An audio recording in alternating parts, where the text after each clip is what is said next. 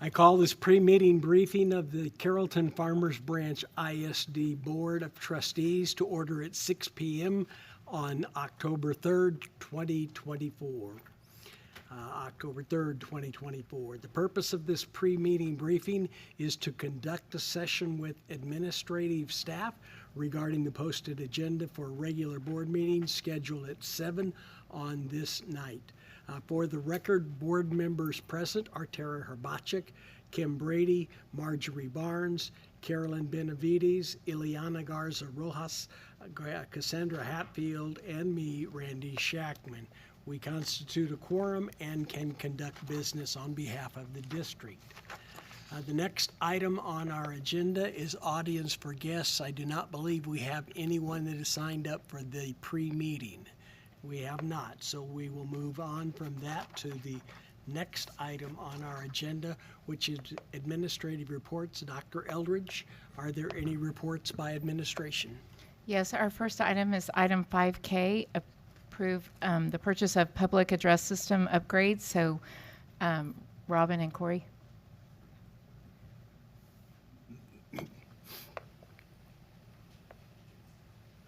Just a brief explanation. This is similar to the work that's been done at the high schools. And just to report the progress on the high schools, we've had very good feedback on the work that's been done at Ranchview. That was the first high school completed. They have work underway at Creekview right now. The only complaints we've gotten at Ranchview since that campus was completed was that it was too loud from a handful of folks. So that's my kind of feedback. In terms of the scope of work, it's very similar to what we've had to do at the high schools. Previous work included the head end, but did not, in other words, the equipment at the MDF room, if you will, the Network Operations Center for the building, but it did not cover everything that was spread around the district, around the building, the rest of the building. So we're having to get the whole system fully up to spec, and sometimes that involves adding switches, because some of the devices are IP devices. They're not analog speakers. They're an IP system that plugged into an IP switch. So that's why the extra switches. I'm happy to answer any questions y'all may have.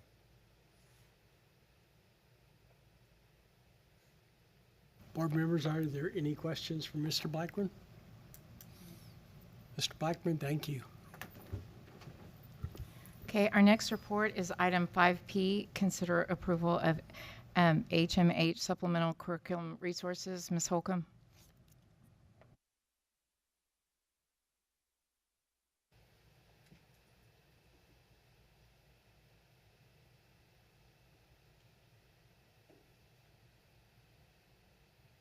Good evening, President Shackman, Dr. Eldridge, and distinguished members of the board.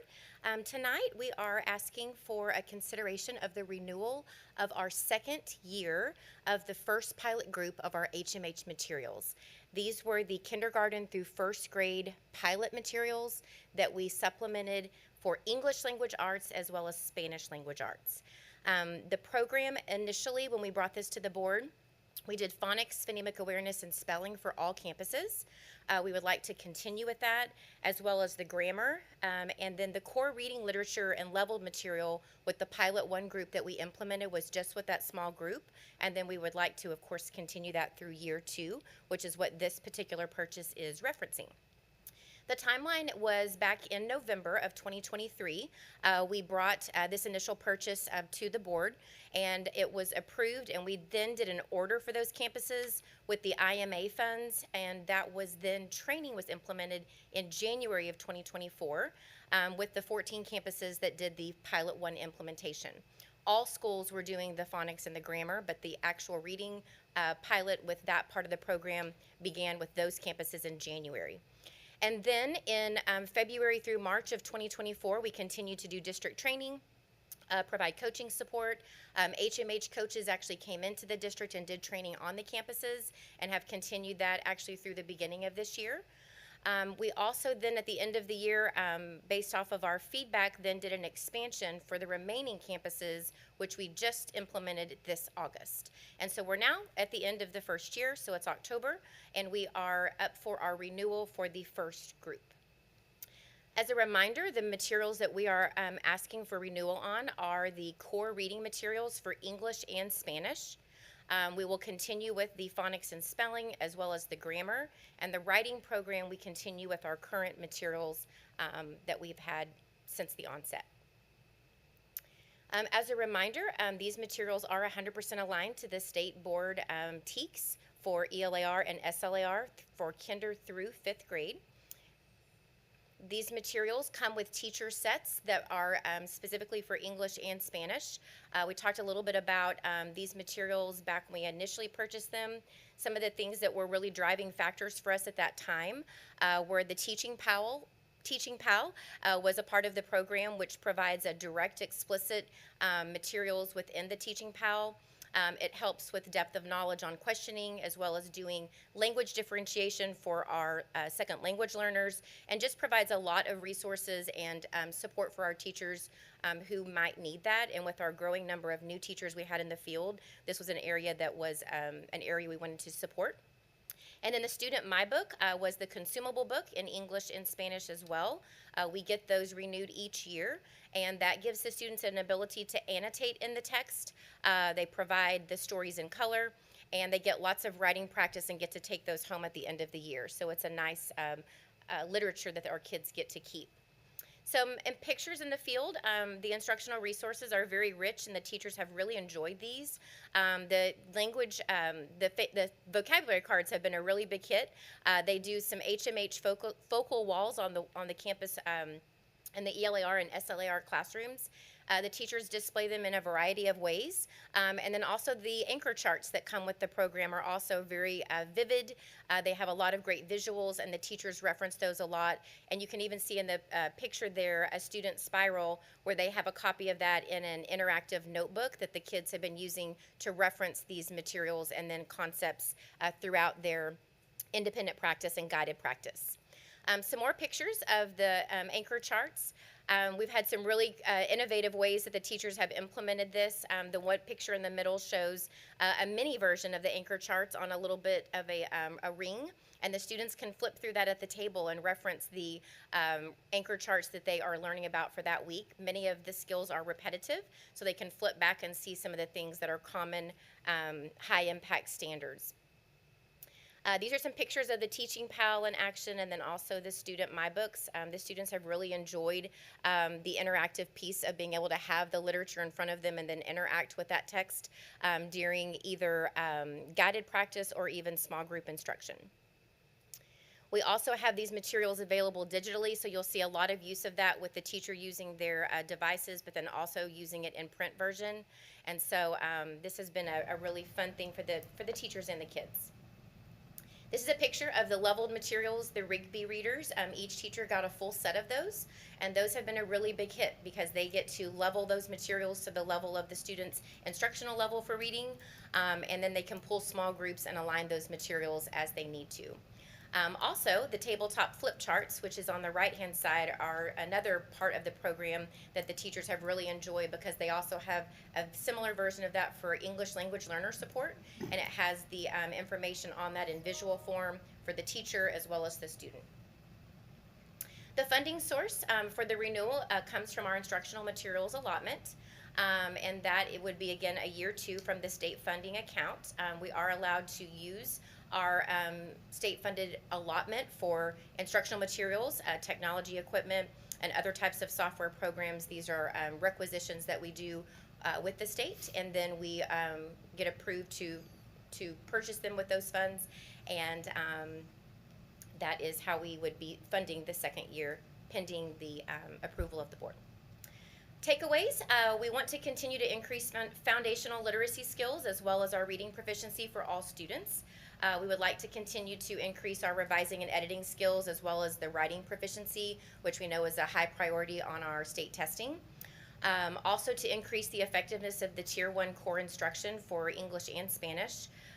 Continue with compliance mandates with TEA for our legislative requirements for phonics. This has reduced time needed for planning and preparation for our teachers, and also it's supporting our new teachers in a really big way and helping them to teach effectively and learn the standards for core instruction. we continue to thank you for your support. Without your support, it would be very hard for us to continue to offer and provide these quality materials. So we thank you very much. Thank you. Board members, are there any questions? Yes, Ms. Hatfield. Thank you, Ms. Holcomb. Just a question about professional development. So I know this is for the physical materials, but last year we had accompanying professional development. So as our new teachers come in, how does that relate to the instructional materials? So when we do our renewal, there is a built-in package of instructional coaching support, and it includes on-site large group days when they come in and do full training, but it also includes individualized support for the campuses. I think they each get a 1 hour and then a couple of other, I think they get 3 total. It's not a full day of 3 days, but it's like a 3 different follow-ups. The ones that we, since we implemented in January of last year, we didn't use all of them. Each campus got to choose their dates of when they wanted to use them. And so some saved their dates and used them in August and September of this year so that they could onboard new teachers. So that has continued. And so with the new renewal, we will get the same package, which is renewal of the resources, teacher access, student access, and then all of the same professional development package. So as our coaches and specialists get stronger at utilizing the materials as well, we're doing, of course, more frequent trainings, after-school trainings, and things like that. But we have already done the full training for the group 2, because that was a separate purchase and a separate package. This would renew the first pilot group to be able to have the same support throughout the year. Great, thank you. When do you anticipate some additional data? I know it takes time to implement this and see kind of where it's heading, but when do you anticipate for the pilot campuses seeing more instructional data? Yeah, we definitely have already started pulling some preliminary data. It is, we can pull some things from STAR as well as from our MAP reading fluency program. And so we could probably have something, I would say if we could get to the middle of year and get our MOY data, we would have a full year of that middle of year to middle of year. And last year, whenever I presented, we had some initial preliminary data, and then we had a little bit at MOY. So if we had a full year, I think it would give us a better picture. And then we'd have to look at it vertically because those students, you know, have moved to the next grade level. But because we have the same diagnostic screening program at second grade, we could track first through second, and then we could track kinder to first. So, yeah, you're welcome. Board members, any other questions? Just to reiterate and confirm, you said already, but want everyone to know this material, both English and Spanish version, is absolutely 100% aligned with district and state standards. Yes, sir. Absolutely. We've struggled with that sometimes in the past, and I'm glad that we're on track to do that now. Thank you very much. Yes, sir. You're welcome. Okay, our next report is item 5Q, and it's renewal of Gold Book. And Kelly Burke.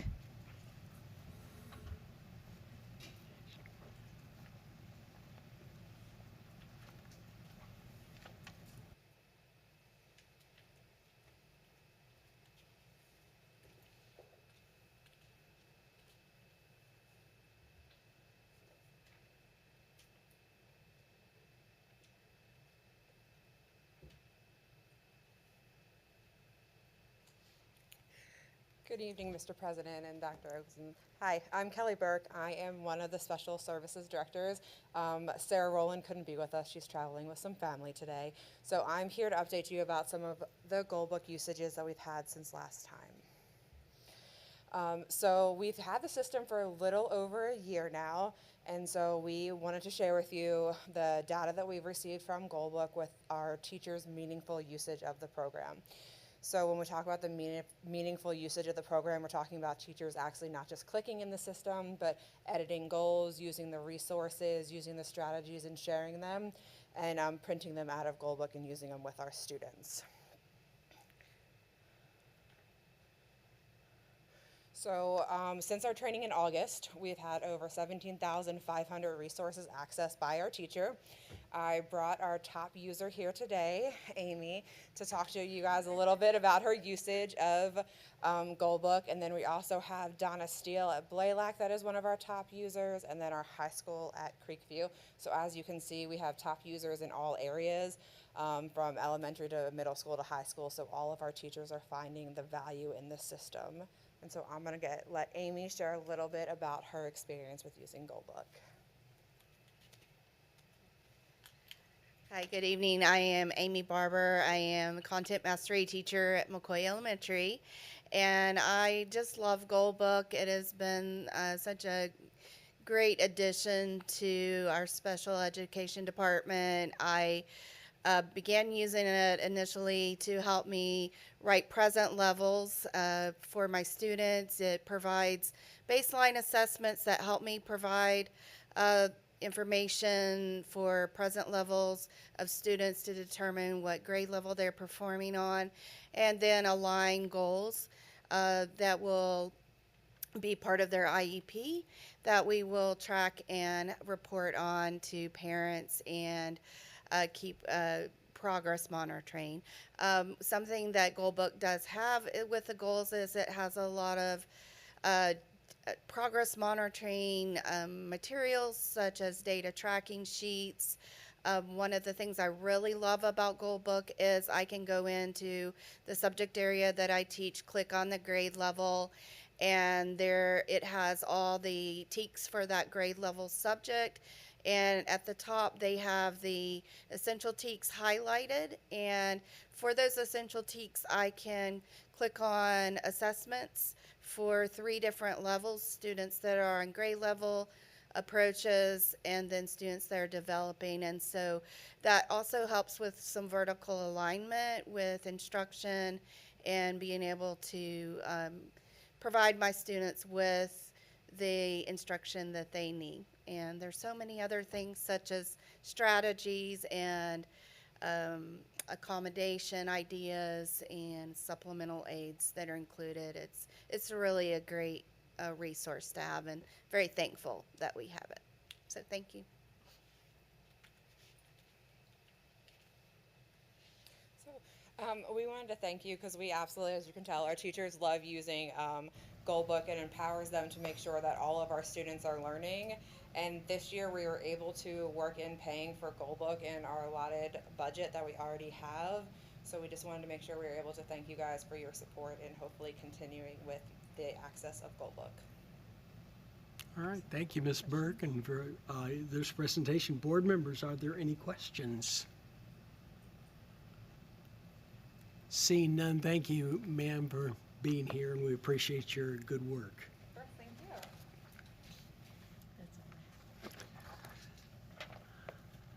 I believe that's the only reports that we have. And the next item on our agenda is to review and deal with the posted agenda for the board meeting. Board members, do you have any questions regarding the consent agenda?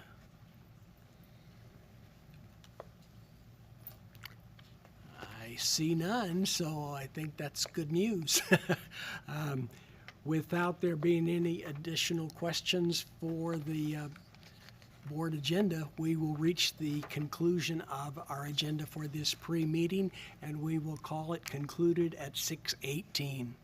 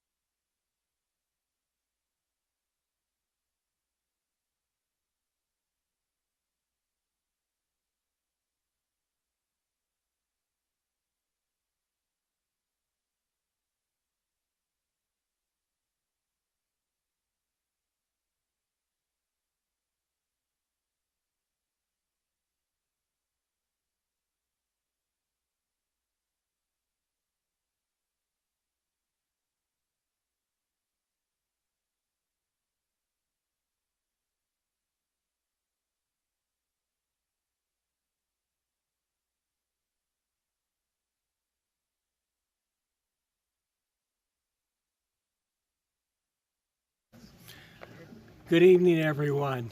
I call this regular meeting of the Carrollton-Farmers Branch ISD Board of Trustees to order at 7 p.m. on October 3rd, 2024.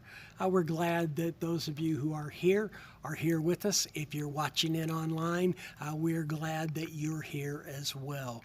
Please feel welcome. Board members, staff, members of the audience, you are free to join me in standing as Victor Johnson from Create Your Future Self Mentoring Program provides a message, followed by the leading of the pledges to the U.S. flag by Marjorie Barnes and to the Texas flag by Cassandra Hatfield. Thank you very much. Let's bow our heads. Father God, we ask that you, first of all, we want to come to you with thankfulness and gratitude. We thank you for the miracles that you get us through each and every day. We thank you for the opportunity to use our gifts and talents to serve in the district. From the superintendent all the way down to the students, we ask that you protect us, that you guide us, that you watch over us. We ask that you give us a soft heart and open minds when we're having discussions about what the future of the district looks like. We ask that you continue to watch over our students, again, as they are intelligent and they are gifted, but we know that intelligence is not a safeguard against the streets. We know that intelligence is not a safeguard against some of the influences that they're going to face, and we ask that you watch over them, give them the courage, Father God, to be able to make the decisions that are right when none of us are around them. We ask that you continue to open our hearts as we make further decisions about the district, that we don't operate in any personal feelings, but we operate from wisdom, from prudence, and from integrity and love. And we ask these things to continue to watch over us during this school year, Father God, from the families, the parents, the educators, the staff, the students, and of course the leadership. We ask these things in Jesus' name. Amen. Amen.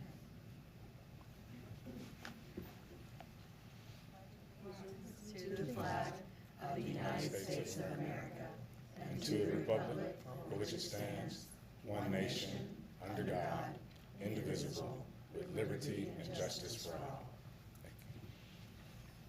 Honor the Texas flag.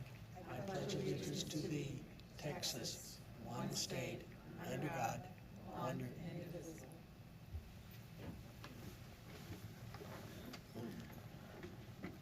Thank you.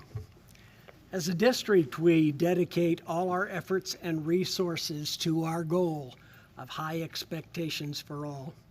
The board uses this goal to guide all deliberations, decisions, and actions. And on this evening, the board also is going yay for Creekview, 5-0 for the Mustangs, and we chose to wear Mustang Pride shirts tonight because we support the great things that are happening there, as well as the other high schools. And it's tomorrow night, if Ranch View wins their homecoming game, all four of our high schools, our area high schools, have won homecoming game this year. And that hasn't happened since Noah got off the ark. We are excited you're here. You will get to see all deliberations, decisions, and actions of the board in open session, with the exception of some items which are allotted for closed session as stipulated in Texas Government Code 551, commonly known as the Opens Meeting Law. These items typically deal with personnel matters, consultation with our attorney, and real estate.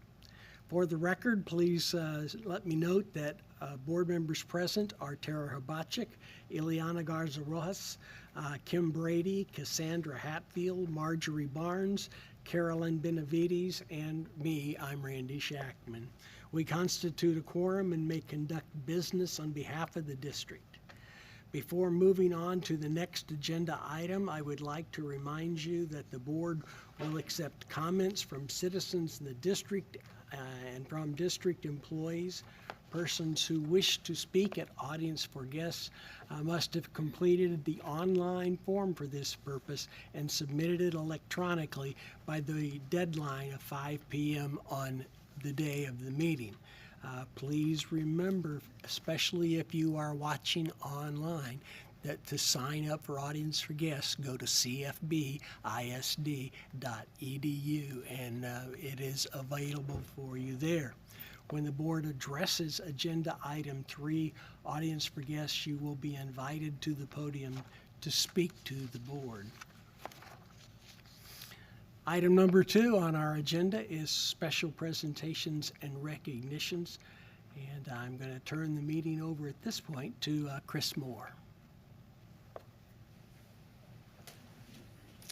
Thank you, Mr. Shackman. Trustees, Dr. Eldridge. Tonight, each month, of course, we recognize our District Champion Award. This is a recognition that helps us salute teachers, employees, students, and others in the community members for demonstrating excellence in a few key areas. Of those areas that we recognize, it's leadership, community involvement, outstanding attitude, personal development, and individual achievement. Chick-fil-A on Trinity Mills is, of course, a huge sponsor and supporter of the district. They sponsor this award for us. And tonight, we're going to recognize Mr. Juan Lopez of our CFB Facilities Department as the October Champion Award recipient. As Mr. Lopez joins me up here, I will share the story that led to his recognition tonight. So, Mr. Lopez is being honored for exemplary character and selfless actions while helping a citizen in need. Recently, Carrollton resident J. Pat Lamb contacted the CFB Communications Department after he witnessed Mr. Lopez providing assistance to an elderly woman who was in need on distress on the side of the road. Mr. Lamb was driving on the southbound portion of Kelly Road, and he stopped his vehicle. He exited, and when he got up there, he saw our own Mr. Lopez already actively providing care. Juan was stabilizing the woman. He was ensuring that she had an unobstructed airway for breathing. And he was also coordinating the efforts of other bystanders who had stopped to assist. Juan took charge of the scene. He requested that 911 be called. And he was also attempting to cool her body temperature with water. And so the fire department arrived. Juan continued to assist until paramedics got her safely loaded into the ambulance. And Mr. Lamb just contacted us, commended Juan for his outstanding actions. He expressed his pride in having such a wonderful figure working in the school district and stopping and assisting passerbys. And so if you would, tonight, please join me in thanking our own Juan Lopez for demonstrating exceptional leadership and character and going above and beyond to help others in need.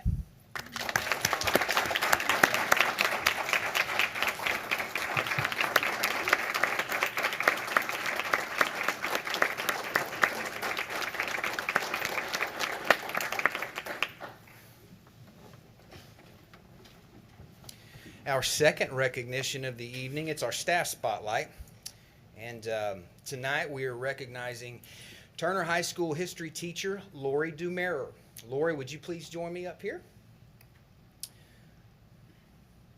Ms. Dumerer was recently named the 2024 Texas History Teacher of the Year by the Gilder Lehrman Institute of American History.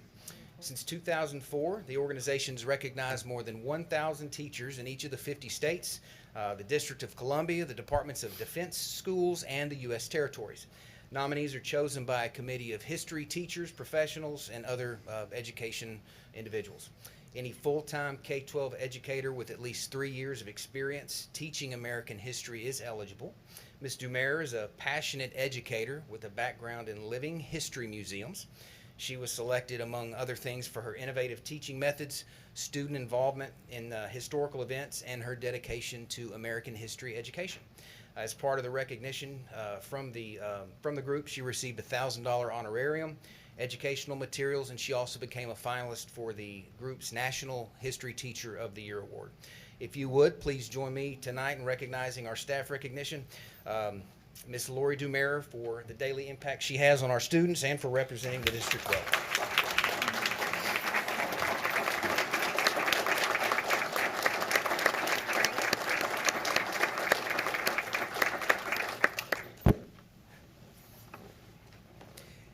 That concludes this evening's recognitions.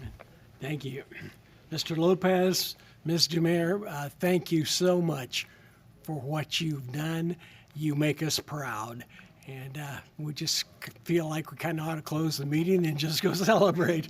But there is much to do. But we are very proud of both of you. Thank you so much, Mr. Moore. Our next item on this is special presentations committee update. So board members, would anyone like to give an update on a district committee meeting that you served at or on?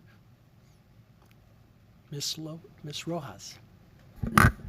Oh, I have too much stuff up here, y'all. Sorry about that. I just wanted to give an update on the Educational Foundation and the incredible work they are doing. Thank you, Mary Lovell, for being here today.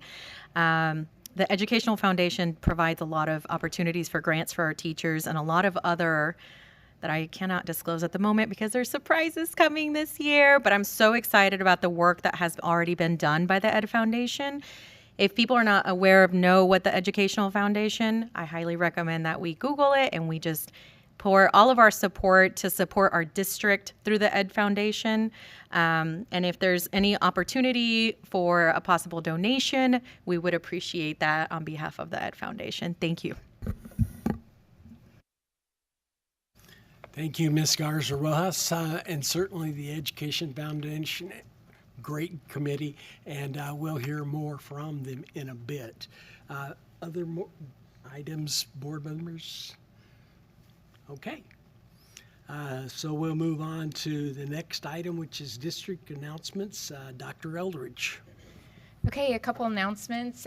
Just want to remind everybody that it is Hispanic Heritage Month. It started September 15th and it goes to October 15th, and our campuses have had wonderful programs. So I know we put those on our website and our campus website. So we are so excited that when we honor heritages. So the other thing, I want to thank our principals. It's Principal Appreciation Month, so we want to give a shout out to all of our administrators, and we will be celebrating them. So I see a few of you out there. Also, since you stole my football homecoming, I'm going to cross that off my list and talk about Ranchview. And our Ranchview boys and girls cross country, both their teams won the district title. So I think that's amazing. And last but not least, I received some letters from Stark Elementary. They got their playground, and if you all remember, board members, we had several students come talk to us about, please get our playground. Well, we got the playground, and want to thank Mr. Blackburn and his team for really getting that installed. And so they wrote me some letters and pictures, and I always think it's great when kids write letters. I got one from Lily Sue Gore, and I think her sister came to the board meeting, and she drew a picture and said, my favorite thing about the playground is the grass because it is so warm, and I love it when it's warm, and she's laying on it. And I think, wouldn't that be nice to still have a recess? And then one of the things that, thank you, Ms. Garza Rojas, for reminding me that this class is a dual language class. They learn English and Spanish. So one of the students wrote in Spanish how much he loves the turtle, and I think his picture, I think it's Darylyn. The picture of the turtle is absolutely amazing and sweet. And then lastly, Daniela wrote, and she said she loves the doghouse because she can talk to her friends and play in the dog shed. And her little face in the dog shed is amazing. And so I think we have future artists in our district. So that's all I have, and I will turn it back over to you, Mr. Scheckman. Next, we will move to an update from the PTA, and I believe that this is Zohar Baharma. I never pronounce your last name right. I apologize for that, Zohar. But your PTA service for years is important. Thank you. Dr. Aldridge, President Scheckman, and the esteemed board, my name is Zohair Bharmal, and I am on the council board as a VP of fundraising this year. Let's start with the PTA motto: to make every child's potential a reality by engaging and empowering families and communities, advocating for all our children. Last Saturday, we held a successful PTA training with 40 attendees and 13 little ones that took advantage of our childcare. Thank you to everyone who came out, and we look forward to seeing even more of you at our spring training event in February. Our membership is strong with 9 schools already exceeding the membership from last year. We encourage everyone to join a PTA of your choice or support multiple schools through the Champions program. We currently have 8 CFB champions who have joined all the 36 of our PTAs. We also have 8 champions who signed up for all the schools in one of our high school feeder patterns. Thank you to everyone who joined and support PTA. And to get more information on how to join an individual school or to become a member of our champion program, go to our website at cfbpta.org. It's not mentioned over here, but I think Dr. Aldridge just became our champion member. Thank you. Our next big event is Reflection Arts Contest. And the theme this year is Accepting Imperfection. And we look forward to seeing all of the submissions from our talented district students. The Council PTA board just last week approved a fundraiser that I'm heading. It's the old laptops fundraiser. I have partnered with a vendor. He has an office in Irving. He's a 35-year-old young man graduated from UT Dallas. And he's working with me. He sells a lot of laptops on Amazon. And we will need your help. The schools, the administrators, we are going to collect old laptops. It could be 7 years old, it could be 10 years old. They might be lying in your garage, and we are going to make money out of it. And even if the laptop is having a broken screen, he still intends to pay $5 for it. So we might make $5 to $50 per laptop, and it's going to be good money for the Council PTA, which will go back to the schools. Our next delegate meeting is next Wednesday, 9th of October at 11:30 a.m. in this boardroom. Before I go to the challenge that we had for the schools, that is a Texas PTA Healthy Lifestyle Award. I just talked to, I talked to him, and he is already doing some of the check boxes that Texas PTA has come up with a Healthy Lifestyle Award. And if you do one of the check boxes in the three categories, then you are eligible to apply for an award. And then they are going to pick one school from there who will get a chance to be recognized at the Texas PTA launch. And that's an amazing thing. One school from elementary, one school from secondary. So that Texas PTA Healthy Lifestyle Awards is mentioned on the Texas PTA website. And I think most of the schools might already be doing it. They're just not aware about this award. So it is my job to pass on this information. The last meeting that I attended on Wednesday with the Texas PTA Healthy Lifestyle Working Committee, and they spent half of the time discussing this contest. So it's a great opportunity for our schools and the kids to participate in this Healthy Lifestyle Award competition.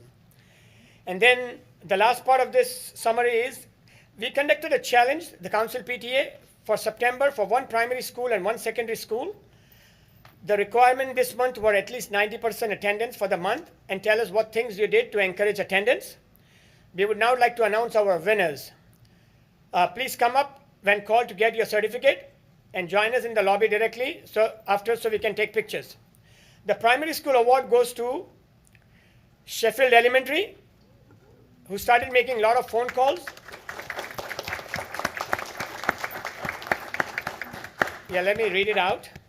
So they made a lot of phone calls when students were out, had a screen in the cafeteria where they displayed the homerooms with the highest attendance percentage. They have noticed that the students now look for the teachers' names during breakfast and lunch. They also have monthly perfect attendance parties where, for the month of August, students had popsicles and played musical chairs for prizes. In September, they're having ice cream sandwiches and are playing Simon Says and dancing. And also they displayed those activities on their screens as well. So congratulations, Sheffield Elementary. I'm also going to call out the secondary first, and then I have got the certificate for you. The secondary school winner is Perry Middle School.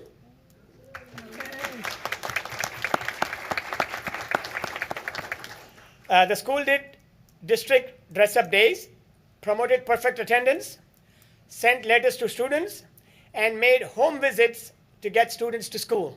That's something amazing. And I have the awards over here. So I'm going to present them to Sheffield Elementary.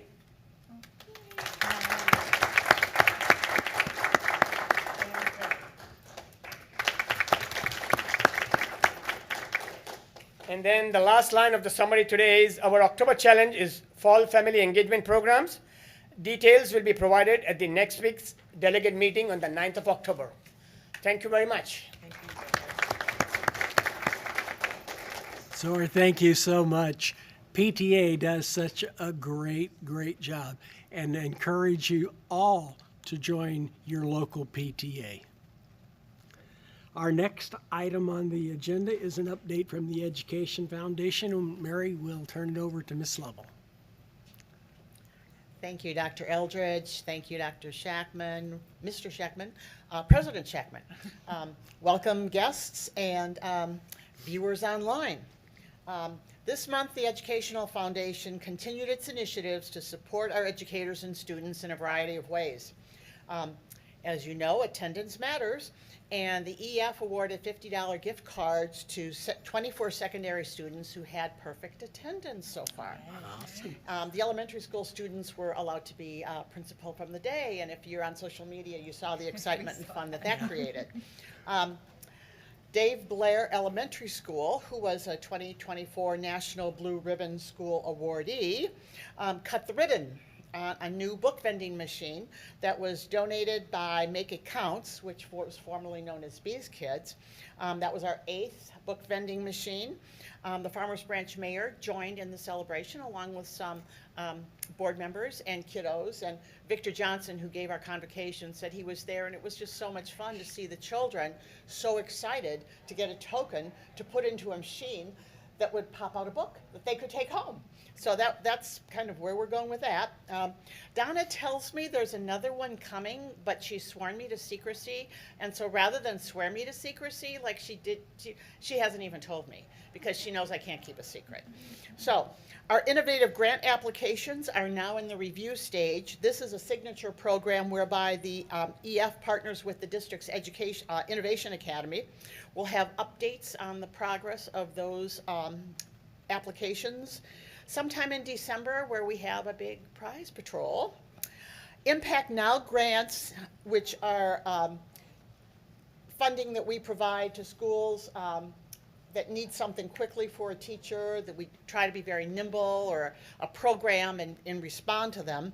But they're going very strong, and we've awarded nearly $9,000 to date since school started. So that's a real innovation, and it's a good thing that we can be that nimble and that we have community supporters support us. And finally, our Teacher of the Year celebration, which Ms. Garza so graciously described, is well underway. The committee on the board is planning it. We're a little nervous because we haven't had anything like this since before COVID, but we feel real good about it. I can share with you that our major sponsor levels, the #1 sponsor, we have secured those, but we're not going to release that just yet. We're working with donors and vendors, community partners who are friends of the district while we're still in our quiet whisper phase. So if any of you want to make sure that you are on the website when we go public, please go to the Educational Foundation website and connect with Donna or me. I'll be here for a little while. We're easy to find on the website, and we'd love to talk to you about how you can join us as a community partner. This annual Teacher of the Year celebration is a celebration of our educators, and we're really excited to be able to sponsor that for the district. Thank you.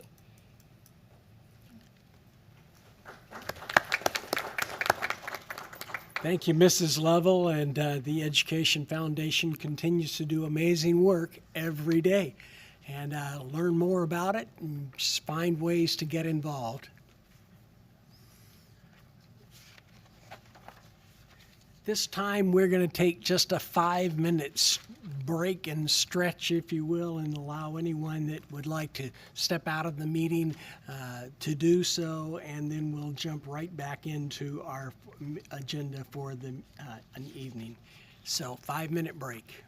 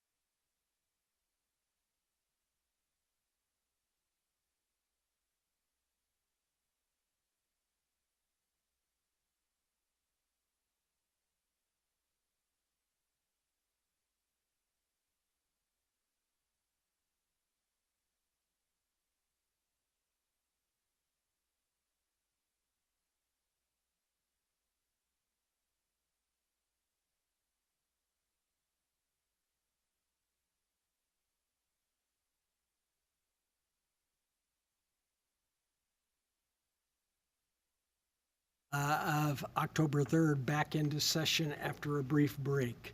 The next item on our agenda is item number 3, audience for guests. Persons wishing to speak for audience for guests must have electronically submitted an online form for this purpose prior to the deadline and closing of the form. I do have 2 names here. Those are the only 2 that I have, so that is correct. Before I begin, let me give a couple of instruction reminders about the board's procedure for handling audience for guests.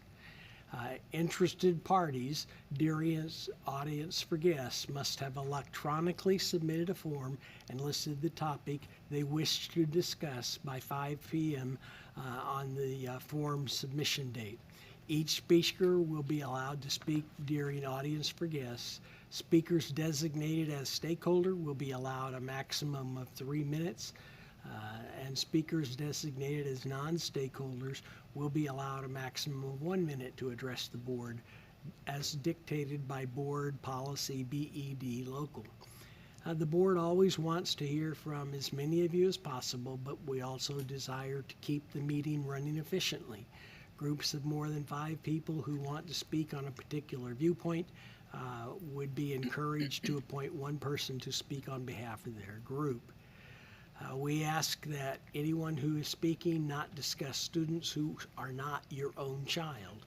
There will be a timer that will be shown on the screen in front of you, and your time will begin when you arrive at the podium to speak.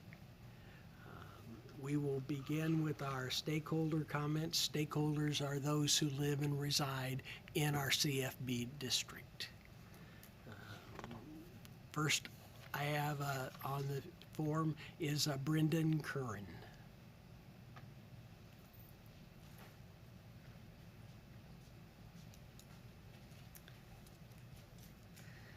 Dr. Eldridge and esteemed board, I bring forward today a wonderful audience for guests that I think you will enjoy what he has to share. And his teacher, Miss Amanda Potter, is also here. It's been my honor to serve CTE for over 30 years, and I know that this is what it is all about when you hear from Brendan. Thank you. Good afternoon, CFB board. My name is Brendan Curran, and I go to R.L. Turner High School. I'm here representing all the welding students and the CTE program as a whole. My experience with the welding program has been the most integral part of my career.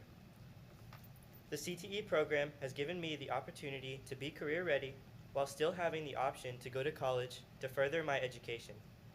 I have always wanted to learn to weld, but the opportunity seemed almost unfathomable. One day, my freshman year, Ms. Potter stopped me in the hallway while I was driving my engineering project, my RC car, around. I did have permission. She invited me to visit the welding shop to make a ramp for my car. I agreed. What did I have to lose? As I stepped into the welding shop the next day, I was overwhelmed by the sights and sounds. Sparks flew from angle grinders and blinding lights illuminating the welding booths. It was something like I've never seen before. The first time I welded, I felt a spark ignite in my heart. With newfound determination, I promised myself to master the art of welding. I spent countless days practicing, experimenting with different techniques, and honing my skills. Ms. Potter was a constant source of support and encouragement, offering advice whenever I needed it. Fast forward 3 years. I have earned 4 welding certifications in 2 different welding processes, worked for a full summer at a stainless TIG shop. These certifications have given me the opportunity to join skilled crews right out of high school. My journey as a welder is ongoing, but my passion and dedication will lead to a successful future. In fact, I'm so prepared that I have started my own welding business. I am currently building my welding rig truck. I plan to attend college to study business and construction management while maintaining financial independence by working as a welder, either through my mobile welding business or as a subcontracted welder. I would like to thank my dad, Ms. Potter, Mr. Hunter, and the CFB Board of Directors for encouraging me and giving me the opportunity to succeed in life. Thank you.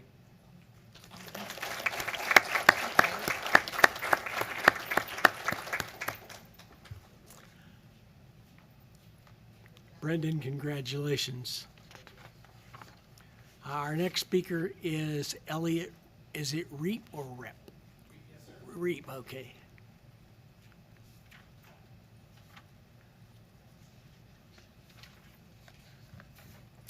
Good evening, Mr. President, board members, Dr. Eldridge, everyone else. My name is Elliot Reap. I'm the Emergency Management Coordinator for the City of Carrollton, Texas. And I'm here tonight to extend a big thank you to Carrollton-Farmers Branch Independent School District for the assistance that y'all have rendered to the city during one of the most significant storm events we've had in this city, in the history of the city, as far as I can tell. As y'all know, on May 28th of this year, we had a very strong windstorm move through. It affected all 37.1 square miles of the city with severe wind damage. We had basically winds in equivalent of an EF1 tornado, about 85 to 95 miles an hour winds in all parts of the city, which we'd never seen before, which resulted in massive damage to trees and a lot of debris on the ground. We immediately activated our plan we had in the city, but it quickly became apparent that this was a very large event, and we had some contingencies built in. And one of the contingencies was to collect debris in sites around the city. But one thing with Carrollton, we're growing, and a lot of the sites we've had in the past are no longer there. So we started to look and see what we could do, and we needed some help to collect some of that debris so we could go move more quickly with our vendor and to prioritize residences. So I called our partners here at CFB-ISD, first called to Rachel Freeman back here, and said, hey, could y'all help us out? And less than a day later, we had an agreement in place to be able to use Marie Huey as a temporary debris site. And without that site, I can tell you that we would have been a lot longer in this effort, but it allowed us to be more efficient. It allowed us to prioritize our residents and also be able to place where we can provide security and partnership with the district. It was a really wonderful partnership. And what I normally tell people is that the strength of your jurisdiction to be able to respond to these sort of events is only as good as your partnerships are. And we have a wonderful one here. And so I want to come and thank the district as a whole tonight and let y'all know I really appreciate it. Also, there are a few key individuals I want to come to our right to call up to give a challenge coin to. I don't know if we all are familiar, but sometimes after big events, we like to give make these little coins. This one has a little truck on there and a big scoop of debris and a hauler there, so kind of got out for it. But a couple of individuals specifically that helped us out was Rachel Freeman. Rachel, would you mind coming up? Also, Dr. Eldridge, Assistant Superintendent Chris Moore over here, and where's Bobby? He's back there still. Is he hiding? Did he leave? All right, well, don't worry. We'll get one to him. But I want to thank you all very much. Please come on. I still got a little bit of time. I've got 30 seconds.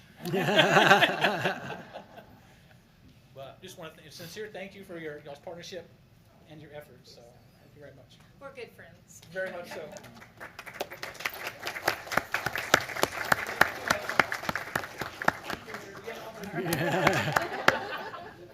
So thank you all very much. Appreciate it. Thank you very much. Mr. Reap, appreciate your being here. Mr. Curran, thank you, and may you continue to have success in your welding enterprises.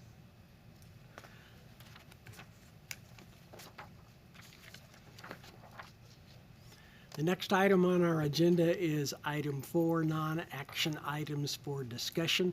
And our first item there is student attendance update. So, Dr. Hamlin.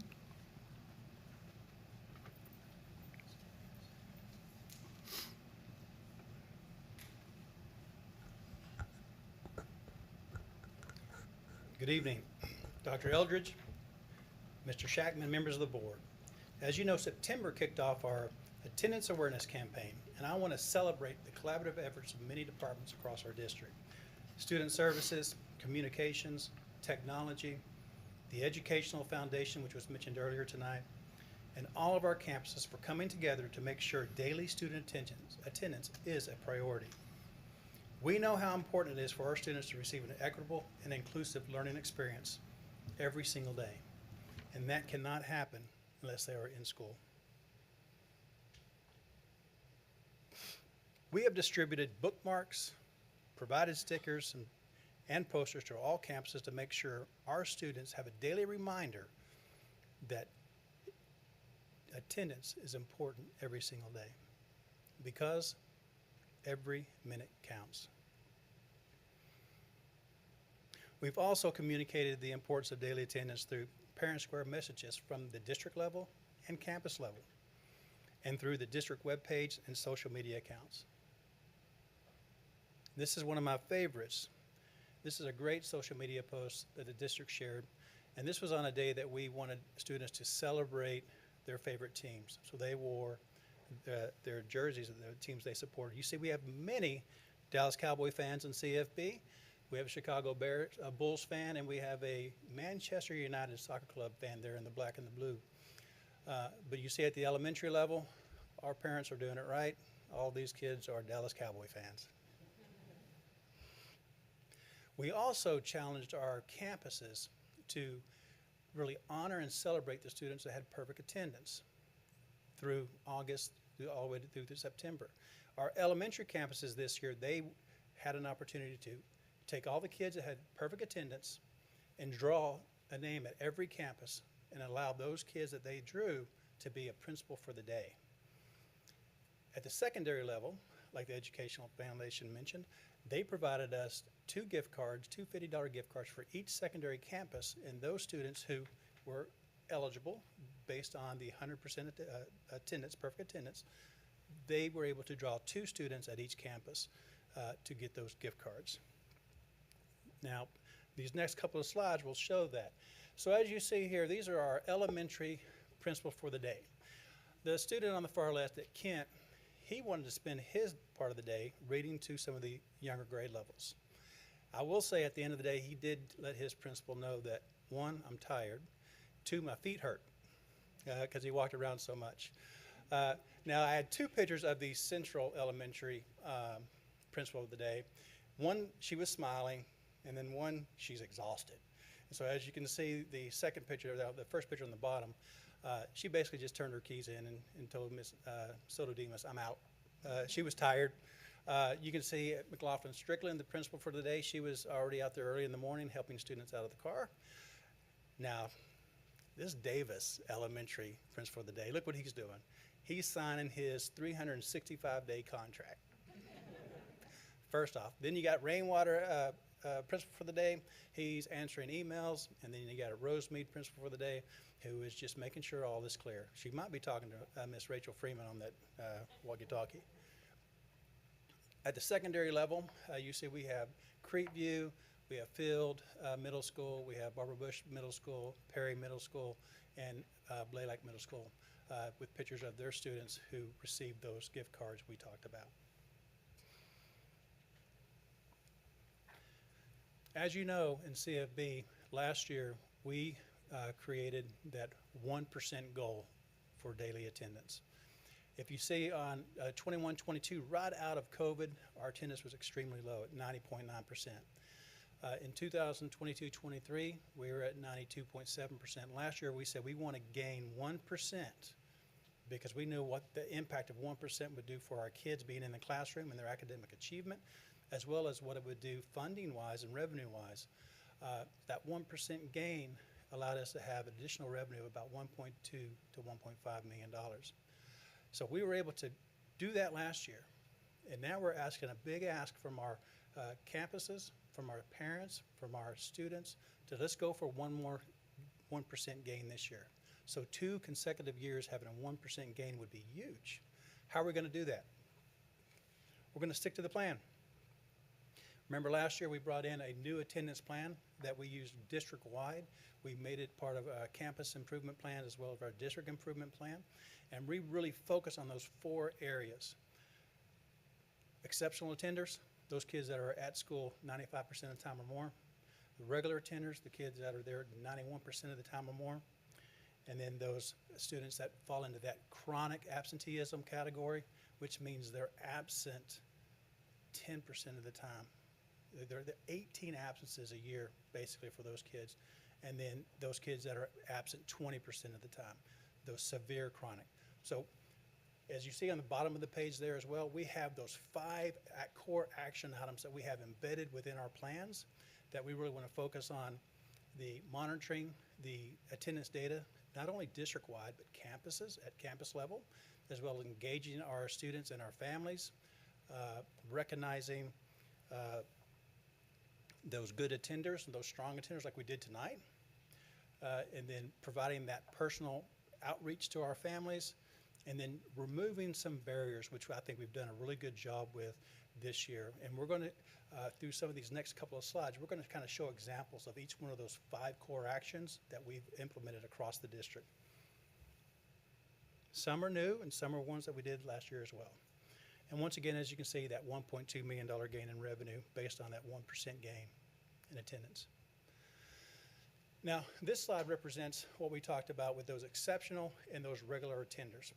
We have a 3-year comparison. And as you remember, we really like to talk about these, and we like to kind of put our exceptional and our regular attenders together. And as you can see in 22-23, if you put those two together, we had 75% of our students that were at school 91% of the time or more, which means 25% of our kids missed more than 18 days of school, which really causes them to what we call absence fail. Last year, with everything that we implemented based on our attendance plan, we were able to show incredible growth. We went from 75% of our students being at school 91% of the time to 85%, which means we reduced the number of chronic absenteeism and severe chronics by 10% as well, from 25% to 15%. This year, right now, we're at 88% when we're looking at our data. Our students who are here 91% of the time or more, and only 12% that are chronic or severe chronic absenteeism. This really allows us to do some laser-like focus with those two groups there, the chronic absenteeism students as well as the severe chronic, and you'll see what we're going to be doing with those kids and what's going to really help our district and our families. We do think it's extremely important that we, as much as we can, let everyone know, obviously the board knows, but our parents that are watching tonight, that we do have a standardized attendance taking time every day. Our elementary and middle school students, attendance time is 10 a.m. Our high school students, their attendance time is 10:15. This year we also started a monthly Parent Square message that comes from the Student Services Department, really talking with our parents and sharing the parents the importance of tardies, really the lack of, and then obviously how we're going to report an absence. And then the importance of why we want them in school every single day, the academic success, classroom disruptions, what that causes the students that are there learning, and then the students that actually are coming in late, and then perfect attendance. And this is a big thing for our elementary parents, because tardiness actually will impact a student's ability to receive a perfect attendance in the elementary level or any level, because a tardy means they're actually missing part of the school day. So when that bell rings, the day starts. The day doesn't start 10 minutes later. It starts when that bell rings. And we also share how we can help our parents remember, one, that we are providing a huge service this year to where we want to remove some barriers. So we're offering free breakfast every single morning for every kid. And this is a monthly reminder. And then obviously how our parents can report an absence. And this was huge last year. We started implementing this last October, and it's been received very well. But this just kind of gives them an opportunity to kind of walk through it. Now, in testing this out earlier, became a little difficult, but we're going to see how it works. This, as you can see, is just a screenshot of a campus's webpage. You go to the campus webpage, you'll see why attendance matters and how do you fill out this document. This document truly takes about 60 seconds to fill out. So we're going to try this, and I think we have tech support close by. Make sure this works.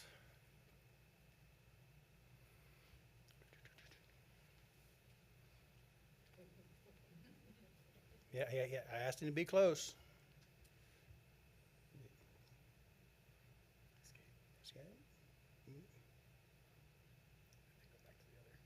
Oh, yeah, that's right. I gotta go back to this one there.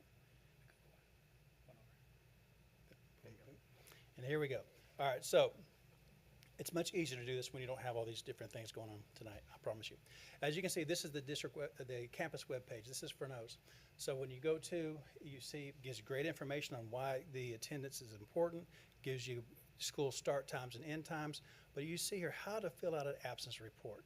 So if you click on that, I'm not going to do it because it's going to make me go to different things, but I can go right up here. Here we go. We'll do it.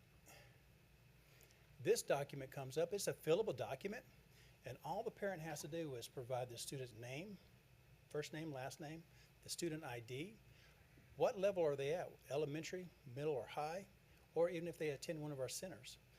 Select the campus, select the grade level, tell us what date you're going to be absent and when you're going to be coming back to school, and you can select any one of these items on why you're out.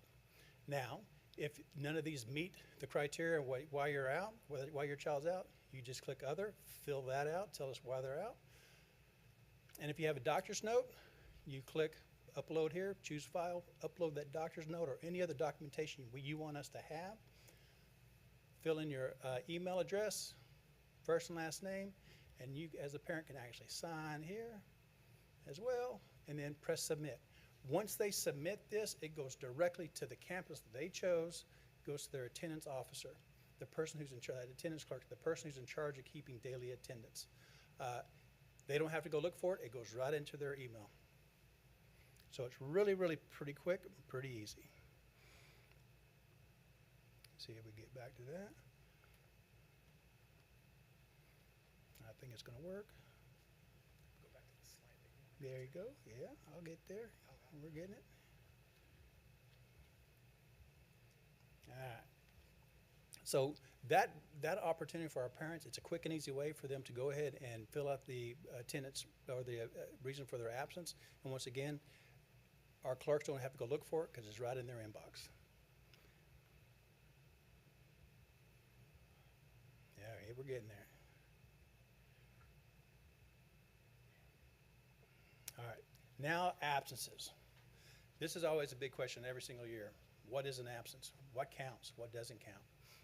Well, if we talk to the state, everything really counts, but there are some that do not count towards the 90% rule.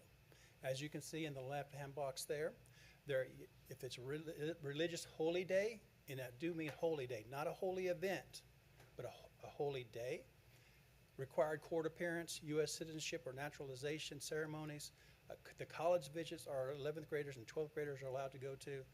We do have some 11th and 12th graders who also are elected election clerks. Taking the driver's license test. Military family member is about to be sent abroad. You have a student that's playing taps at a military ceremony. The most important item on that list is the temporary absence doctor's appointment return to school with a note. If a child goes to school, goes to the clinic not feeling well, parent comes and picks up the child, goes to the doctor, comes back the same day or the following morning with the doctor's note, that does not count against the 90% rule. It's like that day did not happen. We have to really, really educate our parents on that. That's why we're always chasing the doctor's notes. And the parents get upset with us because why are you asking for that note? Because that note really helps them. Okay? Now, we do ask that we get that note within 3 days of the doctor's appointment. And then you have the other absences, the excused, the unexcused. And the state really says an absence is an absence. If it's not in the left-hand column, the exemptions, then it goes against the 90% rule. So parent notes, we accept 4 per semester. It goes in it counts against the 90% rule. Vacations, it counts against the 90% rule. Now, once you are in that 90% rule category, once again, you are allowed those 18 absences. You go over 18, then they're going to be referred to the campus-based attendance committee. And that campus-based attendance committee then determines what needs to happen based on the documentation provided by the parent. So that's the process. And so we want to know why kids are out. We want those doctor's notes, and we're really working with our attendance clerks to get those doctor's notes, sending those reminders, because if you have a doctor's note, that's not going to count against them. What do we do to help our attendance clerks across the district? Because every campus has an attendance clerk, and their sole responsibility really is to track attendance daily. We have many things that we have out there for our attendance clerks. We have the administrator, the admin alley that we call it. It's a dashboard for our principals and our APs. And if you see it's kind of circled there in the red, they click on that, all of our principals will have every single thing they need in regarding truancy, tracking attendance. You see the dashboard on the right in blue, that's created by our attendance officer, Shelley Brown, and that is meant for our attendance clerks at the campus level. Within this dashboard, it has every Texas Education Code law, compulsory attendance law, every document we provide them that needs to be sent to the parents is located here. So they have that at their access, their fingertips, 24/7. This slide here is an extremely important one for our attendance clerks. This is what we call the letter run calendar. And I'm just going to talk about the ones that are circled in purple. So every attendance clerk has this calendar, and they know when they're supposed to be sending out their attendance letters. The ones in purple are those 3 unexcused absences, those 5 unexcused absence letters that have to go out to our parents. We also have some 15 to 25 day absences, which we know those parents are not helping right now because they got to that level. But this calendar is extremely beneficial to our campus level attendance clerks. It actually tells them when they're supposed to be sending out their letters and the information to our parents.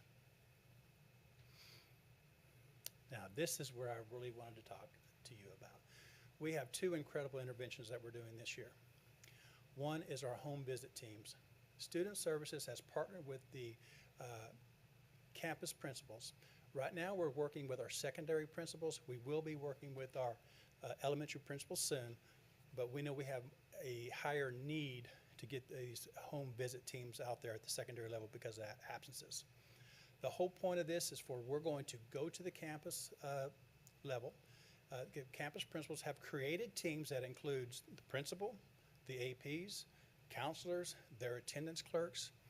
Each team must have someone that is bilingual. So when we go to these homes that we can talk to the families. And we have these cards. Our number one purpose is looking at kids that 1, haven't been to school at all, 2, have a serious issue with attendance. They're out way too much already. So our first round was in September. An example is when I went to the campus that I was assigned to, we sat down and I had a list of students, Student Services wanted to look for. They had a list that they wanted to look for. And then we started going through, and then it was a beautiful thing to see our campus administrator say, Dr. Hamlin, that kid's here today. She's here today. He's here today. So we were able to find kids that haven't been here. We pulled them in on the spot, had a conference with them, notified their parents as well, and started creating a plan for them to be at school more often.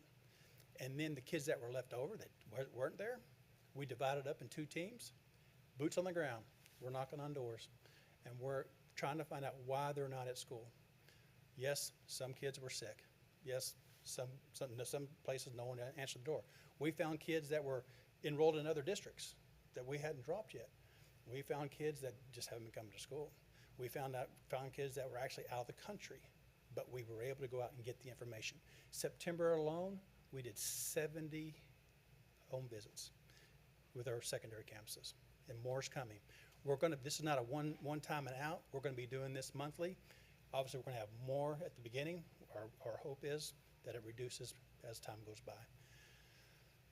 Then I'll just spend just a few seconds talking about the Truancy Tribunal. This is something that 21 other neighboring districts are using today, right now, that have shown great benefit to their districts. When you're talking about a great return, about 97 to 98% of the kids are coming back to the class because of this process. The state says that every district has the opportunity to create a truancy prevention measure, and this is what this is. So we are going to have our court system here. It's going to be in the atrium over at ESDC, and we are going to be sending summons to families. We already have. We sent 350 summons already today to families that have already been absent 7 or more times in this short period of time. They will come through Student Services, come through our Truancy Tribunal, and we will have a deep understanding of what is causing them to be absent. And then we have the authority to provide extended resources to them to get them back in class. Some may need some counseling services. Some may need some drug prevention. One student just needed his schedule to be altered because he was absent every B day at high school. Not lying. Every single B day, he didn't come. He was there every A day. And so we're able to talk about what's the problem. He didn't like B day. It was too hard. All these heavy classes were there. But no one asked him the question. So we quickly hooked him up with the principal. Principal changed his schedule. He's back in school. So these are the type of things that we're going to be able to do. Now, the truancy tribunal, its biggest purpose really is to keep our kids out of the legal system. Because when you have to go to truancy court in Denton County or Dallas County, you're looking at fines from anywhere from $100 per incident up to 5 incidents. That's $500. Every incident after that is another $500. So our students can be fined $100 or $4,000. And we don't want that to happen. So we're wanting to correct the problem here so they're not in the legal criminal sessions in the true truancy court. Last year alone, we filed 650 cases with Denton County and Dallas County. We don't want to do that. This here will knock that down by 95%. That's our goal. That paired with our home visits. Another thing we're doing is we are doing through our parent engagement department within student services, we are partnering with the campuses and we're going out to the communities. We're going out to them to provide educational opportunities to talk about our district and talk about individual campuses. This is an example. 2 weeks ago, we partnered with Newman Smith High School. We went to the Tides at Timber Glen. We were in their clubhouse, and then we had the topics here. We talked about attendance. We talked about our the campus's tardy policy. We talked about registration. We talked about the credits they need for high school, and we talked about the importance of Dallas County Promise. Because if you want to come and you want 2 free years of college at Dallas College, come to our schools. We're going to get you there. Now, we didn't have a lot of people show up the first round, but we're paired with Dr. J, so you know what that meant. We're breaking up. You see that large group of team we had there? We paired up and we started knocking on doors for an hour and a half. And we shared why they need to come to CFB. Some of the kids were our students, but some of those kids were Prestonwood. They were at other places. And then we were sharing them why they need to come to CFB ISD. But it truly was an awesome experience. This is one of those barriers because we talk about, we're offering that free breakfast. That's a barrier. Take away that. Kids can come. We talk about the vaccinations, the lack of. Nurse Leake's department has done an incredible job providing vaccinations for our kids so we can get them back in class. And this here is another great opportunity for us to remove those barriers and get them into school. Now, we know the most important reason why we want our kids to come to school because there is a direct correlation between attendance and academic achievement. At the elementary level, you see here, our regular attendees, those are the kids that are here 91% of the time, compared to our chronically absent students. They far exceed academically than the kids that are missing school at the elementary level. This next slide is the example for middle school. Same thing. You're in school, you have a better chance to succeed academically. Middle school kids that are here 90% of the time, 91% of the time are doing much better than the kids that are absent 10% of the time. Then you have the high school level. Kids that are taking the EOC exams, once again, far out exceeding the kids that are absent 10% of the time or more.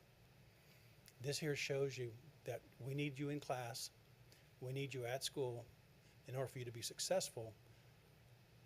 This gives you the best chance you can get. Come to school. 3 takeaways. Obviously, I think we're very solid right now with our average daily attendance at 95.4%. Our goal, once again, is 94.7. We still need to scrub some data because like I said, we found some kids that we're going to be able to withdraw because they're already in another district. They just haven't been dropped yet.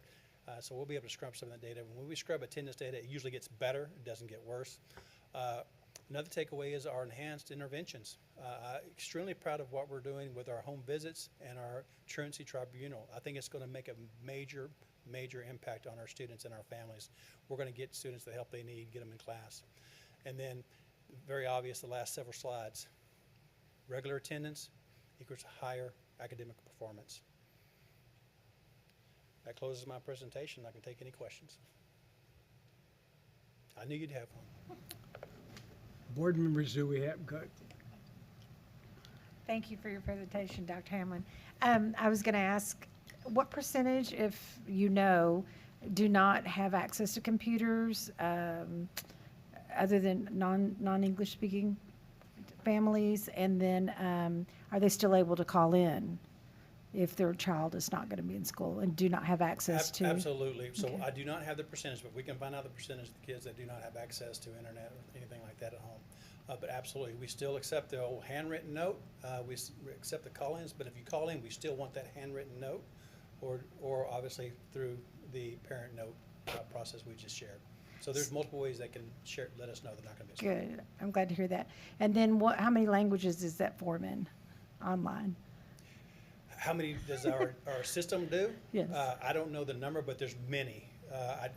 We could actually go in and try to click it, but Click there's it. several different languages online. Okay, wonderful. It Thank has you. that translator that's built in. Wonderful. Thanks.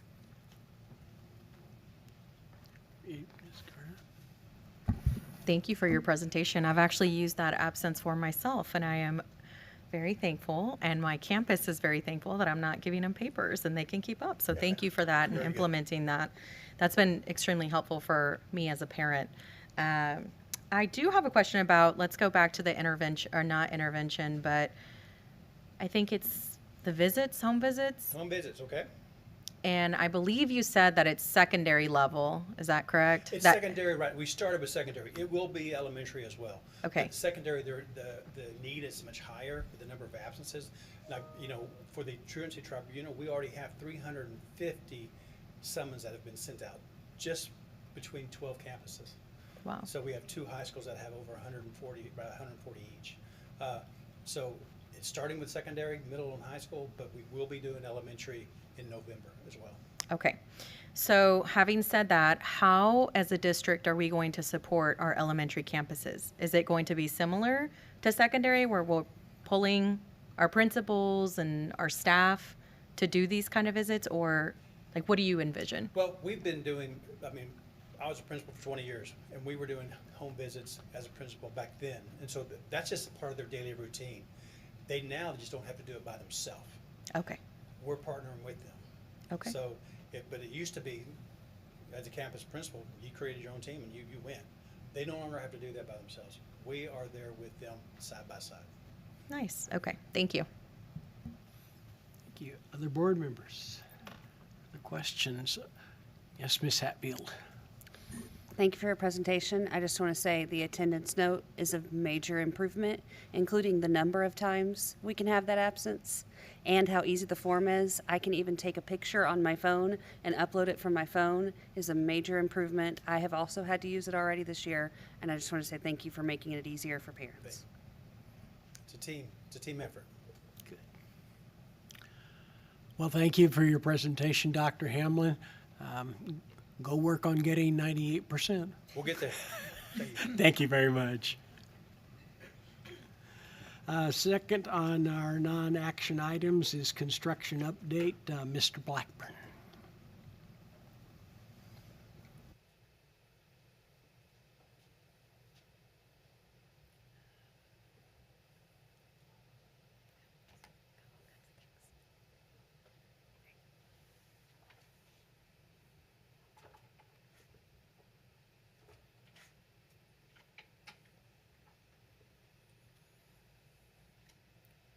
Good evening, President Shackman, Dr. Eldridge, members of the board. It's good to see everyone tonight. Just a brief update on progress on a few things as far as our construction work. You've seen this slide before, just a high-level overview of the bond timeline. We are approaching in the summer of '25 a big ramp up in construction. We're doing a lot of design right now. We've got some construction done this past summer. We'll be doing a little bit in the spring on some campuses, smaller scope. And then next summer, it really ramps up. What you can see from this cash flow for the overall bond program is that we're looking at doing roughly $20 million worth of construction every month starting next summer for that year and the year following. So it's going to get very, very busy, and you'll see a lot of work going on around the district. And you're starting to see some of that now. One thing I wanted to give a quick update on was the property exchange we're working on with the City of Farmers Branch for Farmers Branch Elementary School. The basic idea is that we donate to the city the area of the Farmers Branch property that's below the red line, and the city donates to us the area of the soccer field property that's above the red line. So it's just a swap. And so we're working through that process. Our legal counsel is negotiating that right now with the city's legal counsel, and we are hoping and planning to bring that to the board next month for approval, and then shortly thereafter, the next week, for the city council to approve. And if all goes well, we'd like to be able to close in mid-January. So hopefully that'll continue to progress. So far, it's been going well. Quick update on campus practice fields. Creekview High School is complete. Newman Smith is complete. Turner High School still has a couple of things outstanding. Everything looks like it's lining up to be complete shortly. Ranchview High School is waiting on a permanent water meter, but it is scheduled actually to be installed tomorrow, so that should be put to bed. And then Perry is similar to Turner. We're coordinating with Encore to get everything finally hooked up. But that should be resolved very shortly. On the Bond Fiber project, where we're upgrading our fiber network across the district, you can see that they've begun work already near Nancy Watton and La Villita and coming around to Las Colinas Elementary School. They're making good progress. They have been filing a lot of permits with all of the cities that we work with. They are making good project in all their planning and their permitting. We're working closely with all of the cities to make sure that their concerns are addressed. Again, some more detail. They've made good progress in laying the groundwork, and if you happen to drive by Nancy Watton, they will shortly be staging a lot of material and equipment there at Nancy Watton, as well as Old Marie Huey on Frankfurt will be a smaller staging site. And just in case you are driving around the district and you happen to see one of these directional boring machines with the logo of HP Communications or Satellite Cable Construction, that is our fiber network being installed all over our school district. So especially right now in the southern portion of our district, but going forward it's going to be all over our district. So when you see those, you'll know that that's us. And then Mr. Moore has a few words about the advisory group. Thank you, sir. I believe a couple weeks back, I think it might have been the September 20th Friday update for the board, we shared an update on the Facilities Master Plan Advisory Group, which is, of course, the group of individuals that are going to help with the master's plan and all the touch points that encompasses. Thought we'd take a quick look at that tonight and kind of break down the timelines, the time frame, where it all stands. It's designed to do exactly what you see there in red, which is help us, of course, validate the direction. It's help us, the advisory group's going to help with test recommendations that we received during that 9 to 10 month intensive work with Wolpert. They're going to help us validate the information that we shared with you as trustees in June. And they're going to help validate the direction so we can bring back to you in the spring, February and March, plans that have been thumbs up and stamped from the community. The three parts there on that screen: membership, the meetings, and the time frame. Membership, this is a plan that's going to impact what students, teachers, neighborhoods, and staff more than anyone. And so we're looking, we initially aimed for 40 to 50 individuals. We reached out to principals because no one in the district knows any better those groups, the students, the teachers, the staff, and the neighborhoods, than the principals. And they've been remarkable in getting us names. We asked for a PTA member, community member, a teacher, for them to give those to us. And so we're over 50. We've exceeded 50 at this point. We're still receiving names. We also are going to include members of Dr. Eldridge's student advisory group. And so that's the makeup of that.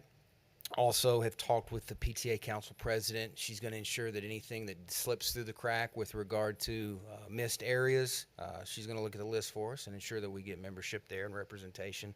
The meetings portion, 3 to 4 meetings is what we're targeting. It's very focused meetings, lots of touch points. Lots of the touch points were shared in that update to the board a couple weeks back.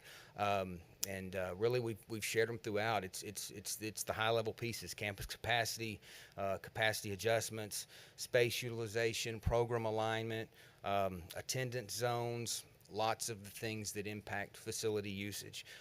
Finances, of course, is a huge driver for all of those things. That'll be a component. You see the 3 areas: the why, where, and the how. Those are 3 huge topics we're going to talk through. Of course, the finance piece of it, empty seats, enrollment, inflation, 9,500 empty seats throughout the district.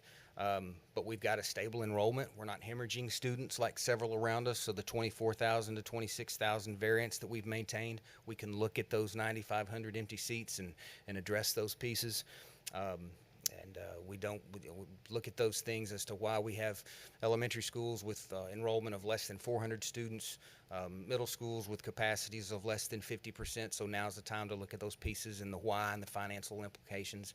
The where, the where will we see the campus reductions? How are we getting those campus reductions? Well, we're getting them through everything that you see there: the considerations, criteria, efficiencies, rubrics, all of those pieces.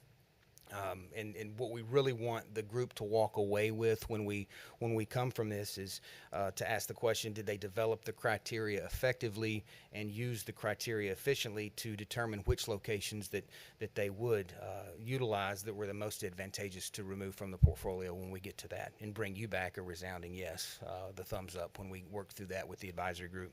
And then in the how, the third area there, how will those areas be impacted, and how will we see the impact? Attendance zones, staffing, timelines, transportation, those are all big heavy hitters there. The time frame there on the top right, originally we had planned on a September to November timetable for the advisory meetings. We built some padding in on that because we knew that at the time we would need to hire a CFO. We knew that we would need to hire a communications officer. We are thrilled that Carla is aboard with us because that's a critical role within this. We are thrilled to have a communications officer coming, and so we built some cushion in on that September to November time frame rather, and so we're still looking at that. What we're looking at on that, we're still receiving some of the names. Invitations are going to go out next week. Meeting 1 is 3 to 4 weeks out. There'll be 2 to 3 week intervals for the other 3 to 4 meetings, so it spans an entire 7 to 8 week process for the 3 to 4 meetings, and we'll wrap those before winter break. And then we will, December, January, prepare the communication materials, and then come back to you as a board in February and March. February with the presentation, and then March for a board vote. And that's an overview of the advisory group. And with that, Corey and I will answer any questions you've got about the construction or the advisory component of it. Thank you. Board members, questions? I'll start out on the end with Mr. Bocci. Thank you very much for the construction update. Corey, I'm glad to hear that our practice fields are almost there. We're within football season, and I think the intent was to have those done, so hopefully those can be wrapped up. On the advisory committee, I appreciate your reminder of the update that went on in the September 20th memo. But why I've continued to ask this question is because it wasn't an update. We have been talking about this meeting since June, when we had the presentation by Wolpert. And I understand the importance of roles and needing to hire roles and very important key hires in our district, but gathering names through the summer could have been happening. And we are just delaying these discussions. And if we end up in February and March in a situation where we're presented something like, well, you have to make a decision tonight, otherwise we're going to further impact bond projects, or we're going to further impact budget discussions and budget planning for the next year, it cannot happen. It cannot happen. These are important discussions, they are sensitive discussions, and we need to get our community together. And we have been talking about it for too long. Get it started, please. What you're talking about won't happen. I mean, the plan throughout has been to conclude this before the winter break. It's going to conclude before the winter break. And then the February. I'm not going to argue about it. We've been I'm not talking about it attempting to since we've been talking about it since June. Let's convene the people, let's have the discussions, and let's figure out what we need to do. That's it. Board members, other questions? Ms. Brady? Well, I just wanted to say that I went to the JV game at Smith on the new field. It was amazing. It's amazing to have the excitement, the spirit, the money, the people all at the high school that's actually playing. So super awesome. It looks beautiful. So it was just a great time. It was a great night. So thank you. And secondly, I was just going to query about what construction went on over the summer as far as middle schools, elementaries. What did they get over the summer towards the bond, using the bond? We were, if you remember in August, we shared several photos. We did a couple of roof replacements. We did several playgrounds. We did a cooler freezer, 2 cooler freezers. So trying to get as much as we could in that first summer to try and spread out the work as much as we could. Wasn't a whole lot, but we did get a few pieces done. Thank you. Ms. Hatfield? On the advisory group timeline, I think that when I look at a February to March vote, and I know that we've been talking about it, we've been planning for it, other districts in our area are moving faster. And my question, and doesn't need to be answered tonight, but my question and concern relates to enrollment and getting kids enrolled for the next school year.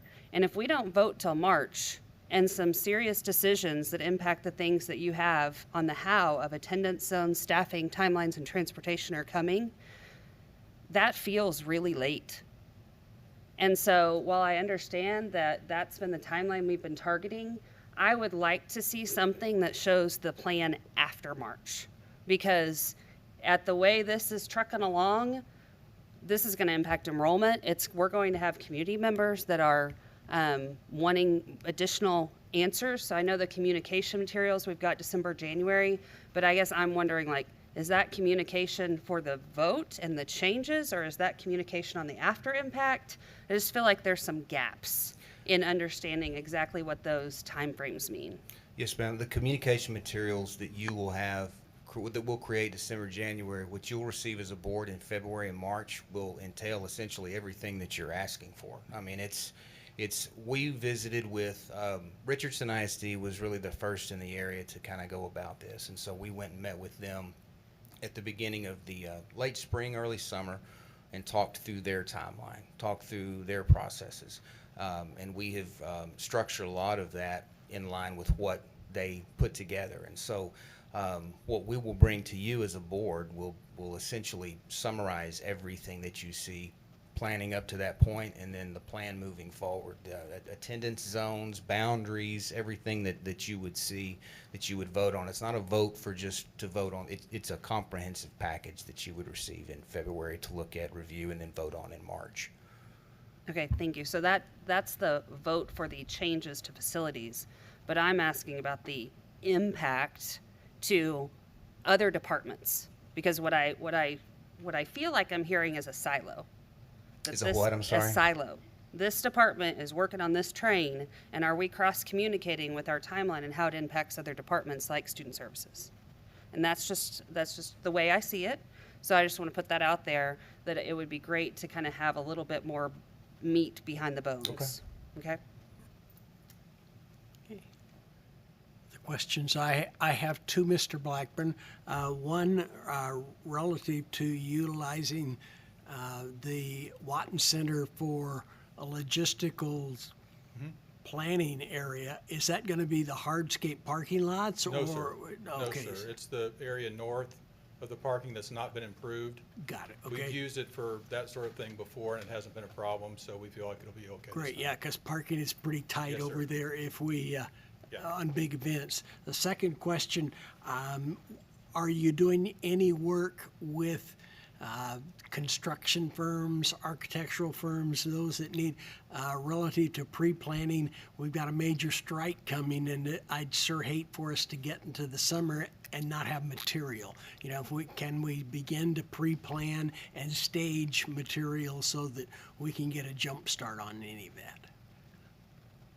I think what I would say to that is that's one of the reasons I wanted to sign up as many people as I wanted to buy as much of our construction services as early as we could. Right. So we've already got all of our renovation work, well, let's say 90% of our renovation work contracted with a construction manager as well as an architect.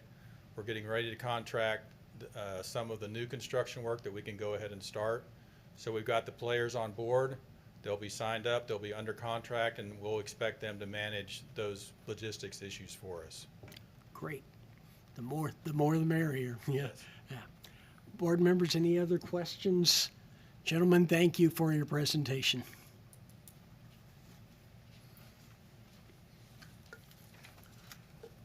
Board members, this brings us to a bit of a break in our agenda. Are we feeling that we want to take a short pause, or do we want to just move on through? Power through. Okay, we'll. Item 5 on our agenda is the consent agenda. The consent agenda is a mechanism that the board uses to approve a number of routine items together with a single vote. It is in compliance with the Texas Open Meetings Act, and public notice for this meeting includes a list of all consent agenda items. And the board has been provided ample information about these items in advance. Prior to any action taken on the consent agenda, board members may ask for our withdrawal of individual items for clarification or discussion. So board members, let me ask, are there any items that we have question about or want to remove this evening? Seeing none, do I have a motion that we approve the consent agenda as provided?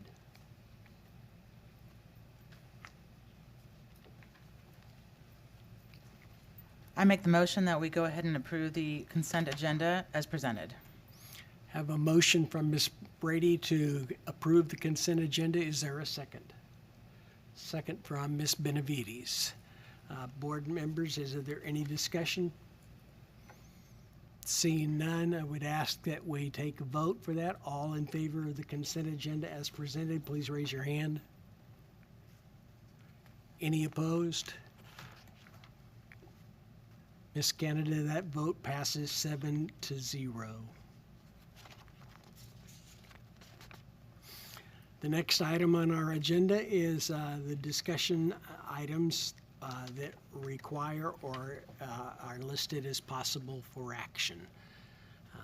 There were no items removed from the consent agenda, which is letter A, so we will slide through that and move to letter 6B.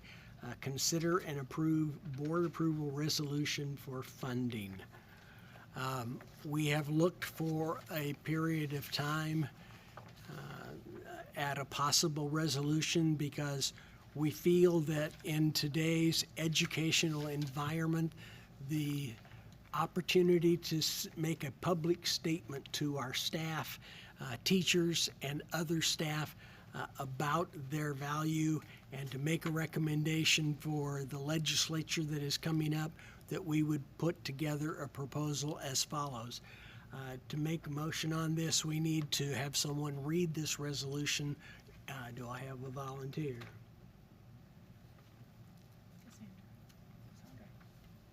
Okay. Ms. Hatfield? All right, I move that the Board of Trustees adopt the following resolution as presented. Resolution of the Carrollton-Farmers Branch Independent School District Board of Trustees regarding the vital role of educators and staff. Whereas a general diffusion of knowledge is essential to the preservation of the liberties and rights of the people, Texas Constitution, Article 7, Section 1. Whereas educators and staff contribute to the civic, cultural, and economic well-being of Texas by preparing future citizens and safeguarding the liberties and rights of the people. Whereas educators and staff are identified as the single most important factor for impacting student outcomes. Governor's Teacher Vacancy Task Force final report in 2023.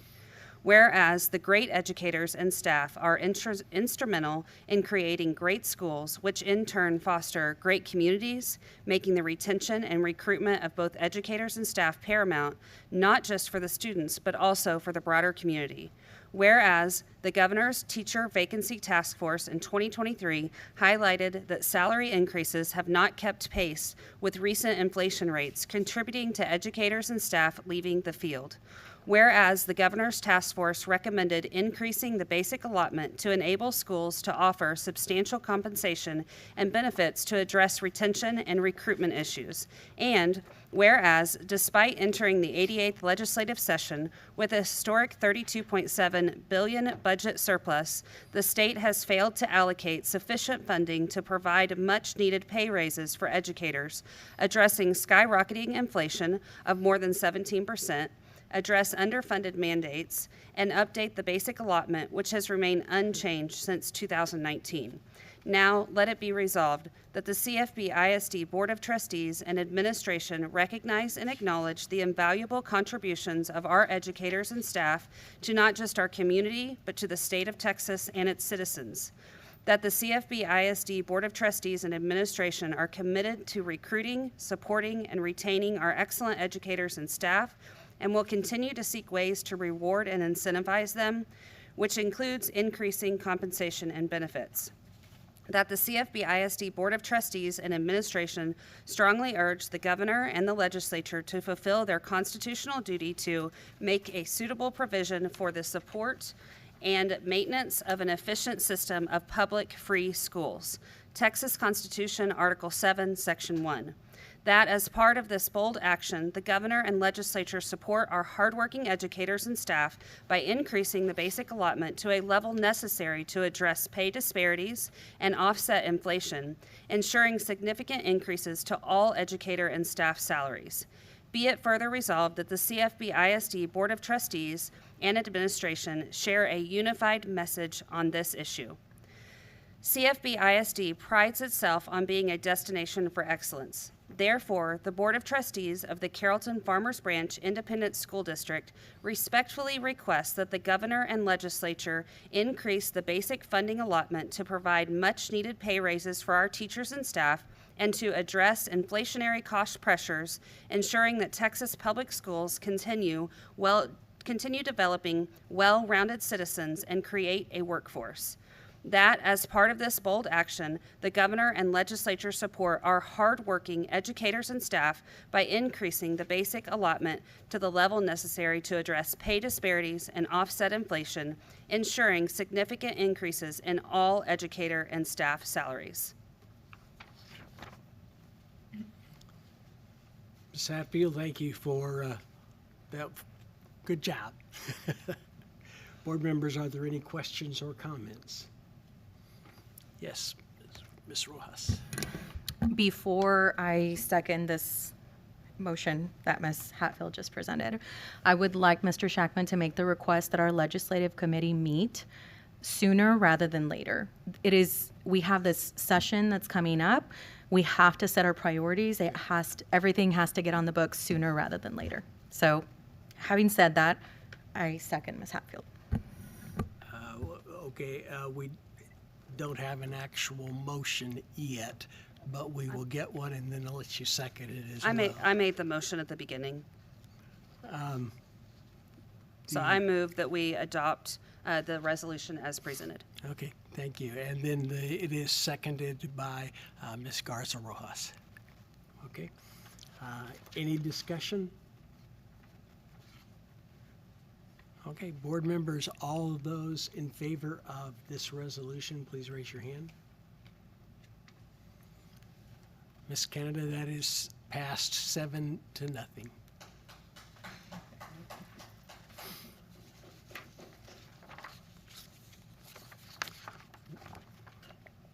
We need the state to give us more help.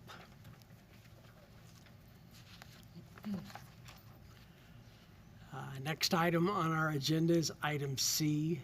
Consider the approve renewal property casualty commercial liability insurance. Ms. Settle? Good evening, President Shackman, Dr. Eldridge, and members of the board. Today you have in your board packet the annual renewal prepared by Roach, Howard, Smith, and Barton for the annual renewal for your property casualty commercial and liability insurance, coming in at just a little over $4.8 million for the renewal, which my first good news, only good news, in my first month I can say is under budget. So just happy to put that before you for consideration for approval. Any questions, board members? This item is marked for possible action. Yes, I'm sorry. I couldn't tell the number under budget. Great. Is this a? I couldn't find. Is this an increase from our premiums last year? It is. On page 9 of the premium list, it has a premium listing. I think it's like page 9 of about 26. You can see a list of the expired policy and the renewal proposal. It is an increase of 12.75%. So that goes directly to our previous item on increasing costs and the importance of additional money from our state. Thank you. Agreed. You're right. All right. Any other questions or comments? This item is marked for action, so do I have a motion relative to it? Ms. Brady? I make the motion that we approve item 6C as presented. I have a motion from Ms. Brady to approve the item as presented. Do we have a second? Ms. Hatfield is seconded. Any final discussion? I see none. All in favor of the resolution as presented, please raise your hand. Any opposed? No. Again, Ms. Canada, that vote is unanimous.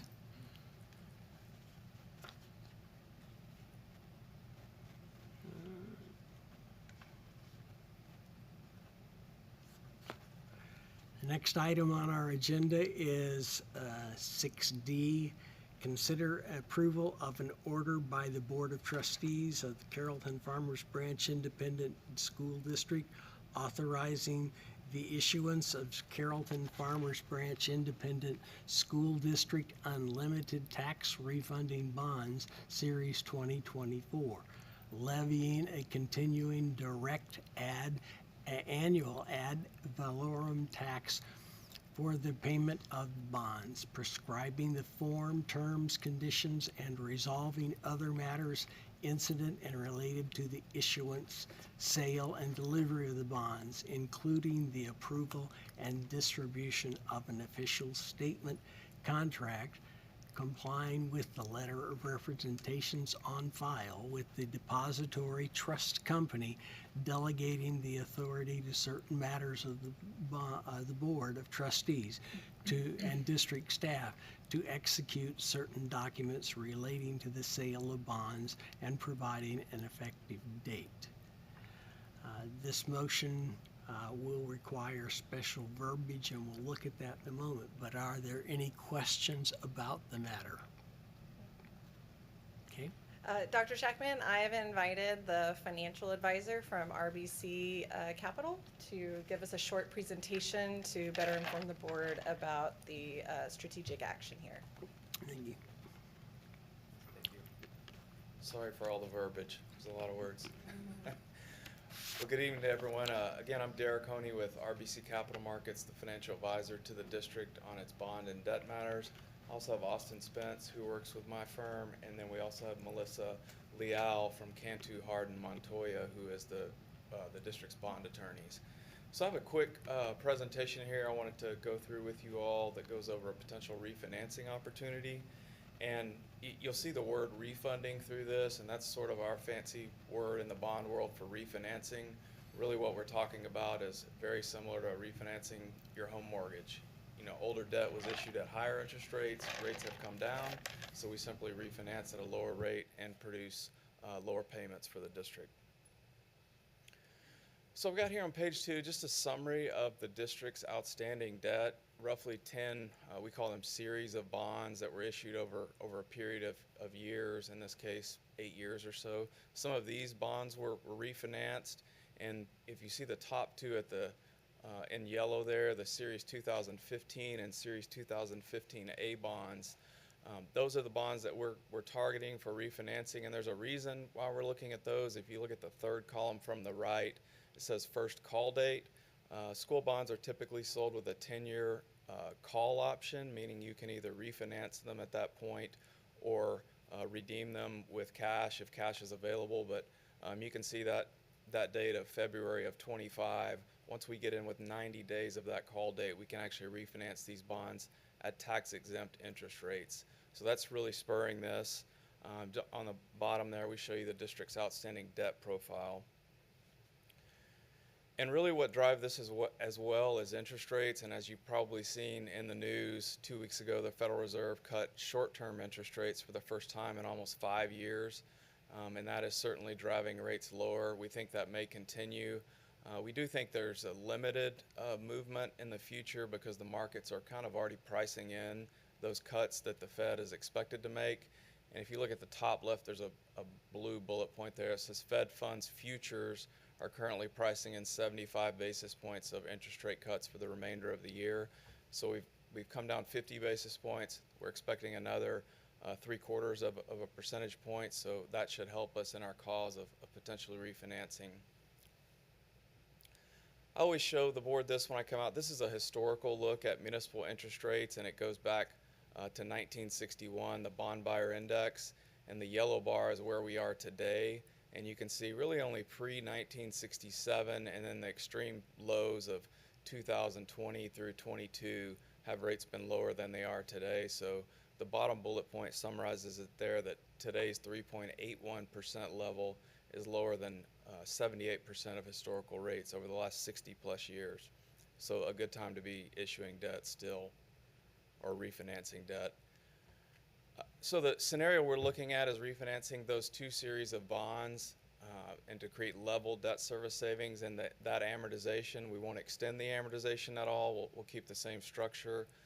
I've got a summary of the assumptions here. I won't go through all of these, but again, we'll look to capture debt service savings to the extent the interest rate markets allow.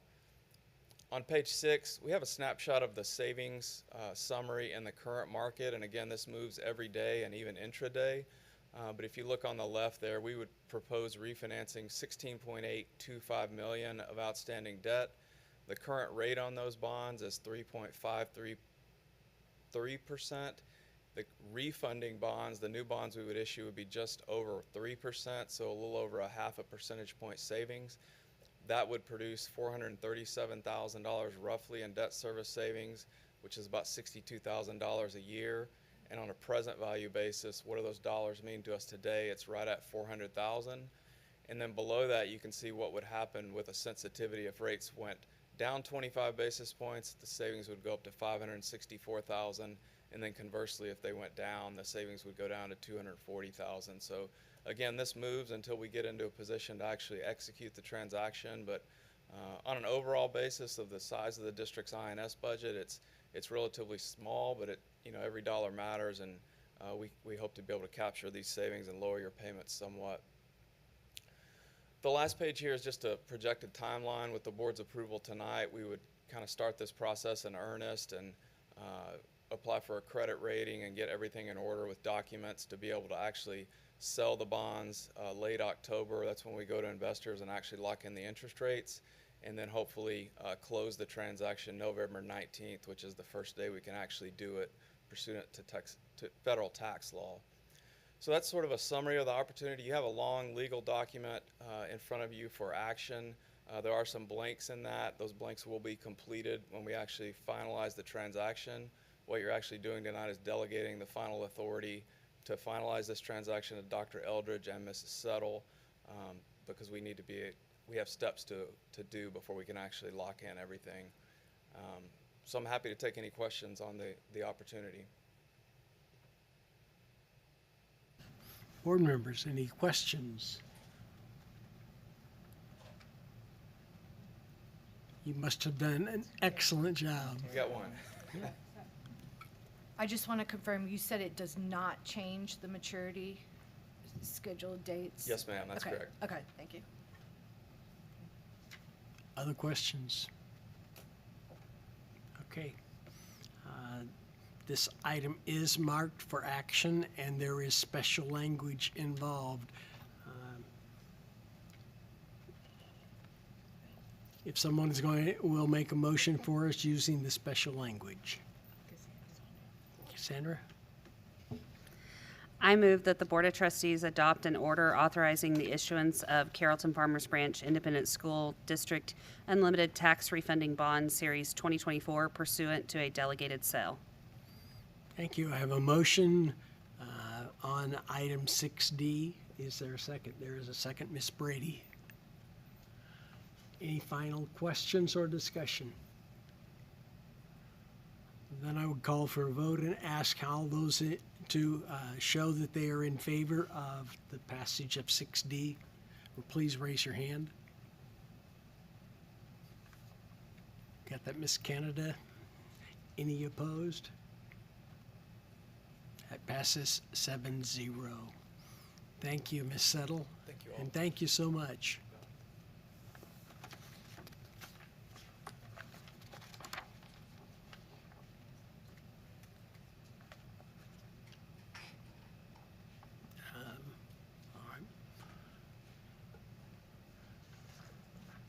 It has been recommended to me that we take a 5-minute break at this point, and we will recess for 5 minutes and then come back and pick up with item 6E.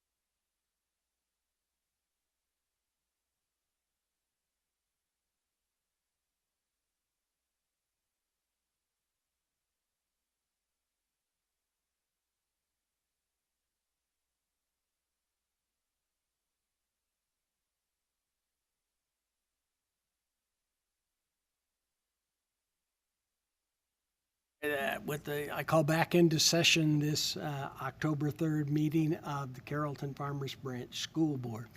We'll pick up at our agenda, and we are at number 6E, consider official ballot resolution to vote on the nominee to the Board of Directors for the Dallas Central Appraisal District. I am going to also pair with this agenda item 6F, which is consider official ballot resolution to vote on nominee to the Board of Directors for the Denton Central Appraisal District. Board members, this item is marked for possible action. I had the assignment coming out of our last work study. We decided to reach out and vet some individuals to serve in these capacities, both for Dallas County and for Denton County. I had an opportunity to meet with Mike Hennifer, and we spent several minutes, I don't know, we must have spent about 35 minutes on the phone talking about public education, talking about a number of issues. And we have brought together Mr. Hennifer's resume that has been provided for each of you to look at. And I would strongly encourage us as a board to fully and completely support him as a candidate who has excellent experience both with our city and our community, and also as someone who is a genuine supporter of public education. His family and his kids have used public education, and that's there. At the same time, I've reached out on 2 occasions trying to get report and support back for individuals for Dallas County appraisal district, and have not been able to get contact back. I was reaching out to Michael Ciccone, who is a member of the Dallas Independent School District Board of Directors, and apparently, I don't know if he has had to go out of town on a trip. I don't know what the circumstance is, but I did not come up with a candidate that I could vet, that I felt like I could recommend to you. So unless you have other suggestions or someone that you know for that, I would suggest that we only plan to make a motion to put our support behind the Denton County Board of Directors candidate Mike Hennifer, and this evening then to leave open anybody from the Dallas County Board. Any questions about any of that? No, motion, I'd be fine if there are no, okay, question. For the Denton County individuals, did you get an opportunity to speak to anybody else there?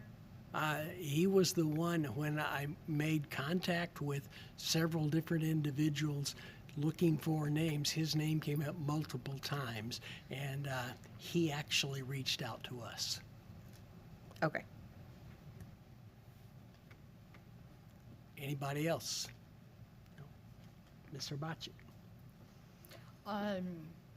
So I am going to, this is for 6F. I move that we approve the resolution to nominate Mike Hennifer to the Denton Central Appraisal District Board of Directors. I have a motion from Ms. Hrbacek. Is there a second? I have a second from Ms. Hatfield. Any discussion or question? I just want to comment, just in case you didn't know, this handsome gentleman in the front row with the pink shirt on is Mike Hennifer. So if anybody has questions, here he is right there. You can ask him after the meeting, but he is right here and has been sitting here for 2 hours to get our vote. So I appreciate that very much. Thank you. All right.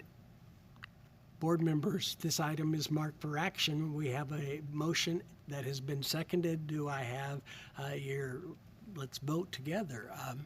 All in favor of the resolution to support Mr. Hennifer for Denton County elections? 7 yes and 0 Well, let me ask. It's sort of obvious, but are there any no's? Okay, there are none. It is unanimous.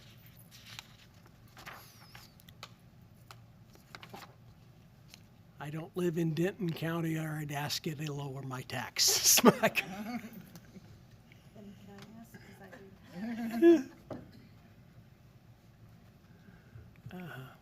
Okay. We have been advised by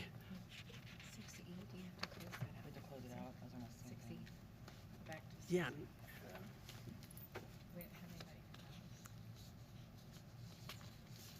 Okay. It's a strange way of doing life, but there is nothing past 6E and F. So with there being nothing past 6E and F, we would move to 7, but there is an exception that we have been advised to make.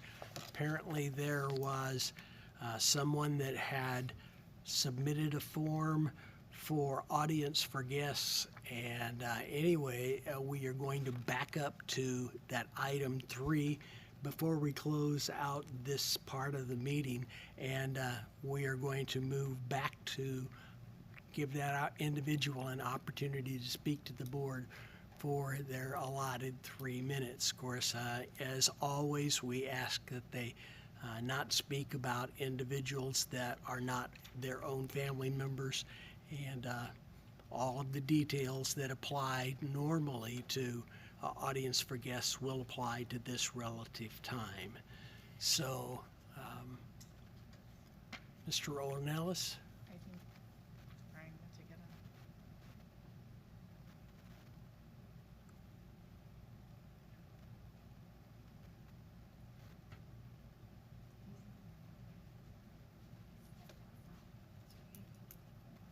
He stepped outside. Okay, well.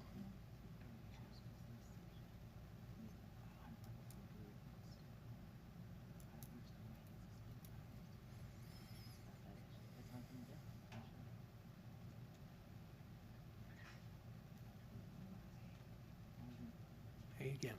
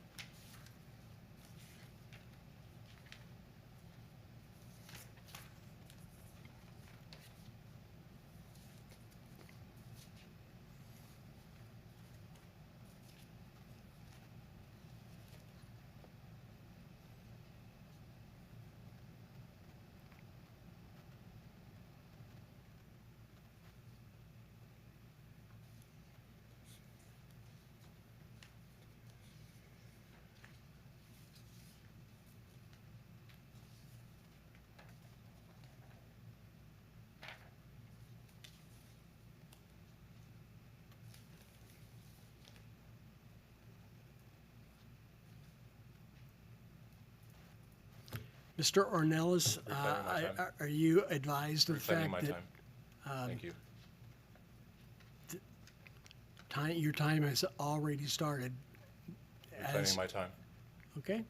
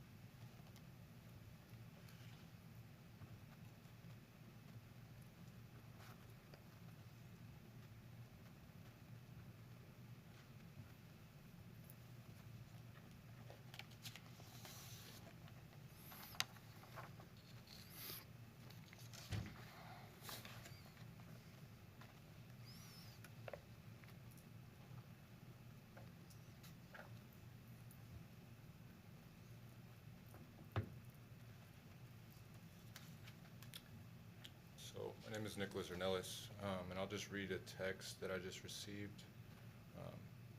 I don't know. In my mind, it's like you have things to say and you want to be heard.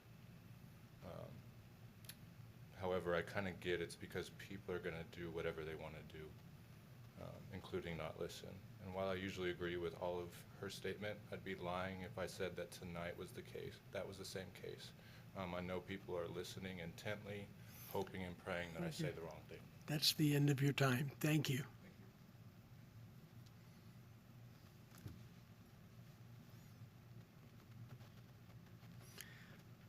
The next item on our agenda is closed meeting as authorized under Texas Government Code, including but not limited to Section 551.071, consultation with attorney, 551.072, real property, 551.074, personnel matters, 551.076, security devices, 551082, school children, district employees, disciplinary matters, or complaint.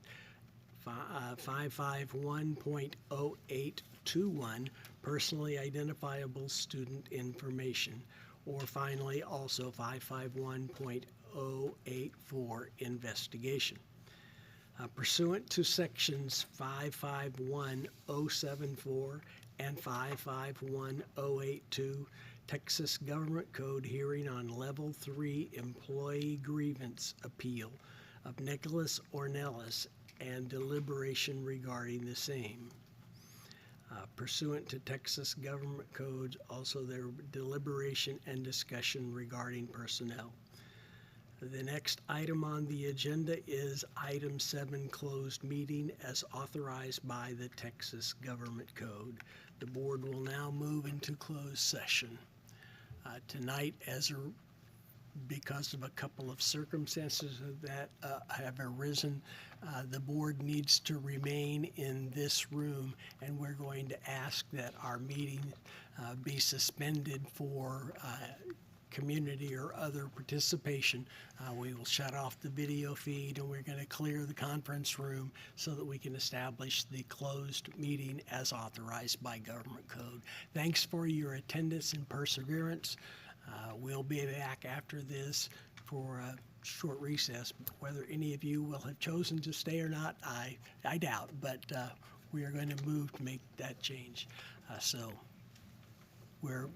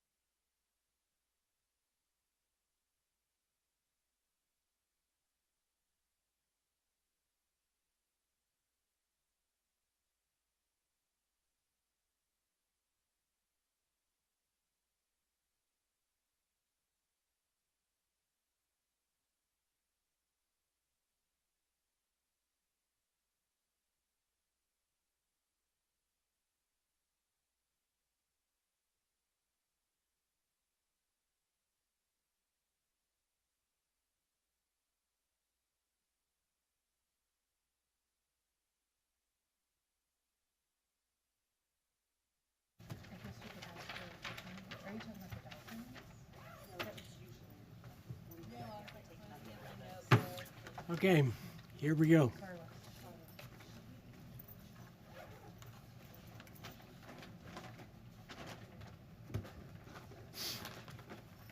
you have all this ready to go. I think so. Okay, yeah. And you just tell me the time. Yep. And I write it in. Okay, we will now begin with the Level 3 grievance appeal hearing of Nicholas Ornelas, former employee of Carrollton-Farmers Branch ISD.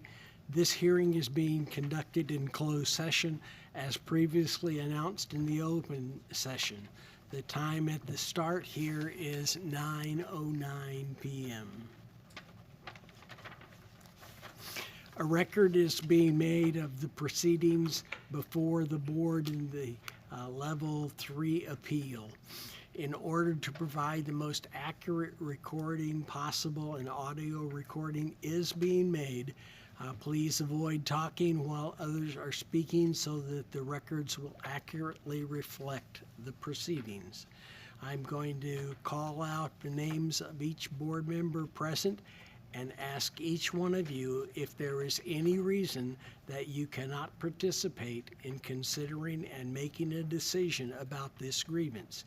You may respond by saying, yes, I can participate and be fair and impartial, or you can respond by saying, I choose to recuse myself and not participate. Let's begin down here on the end, and I'm left-handed, so I'm going to start on the left. Miss Barnes, Marjorie Barnes is here.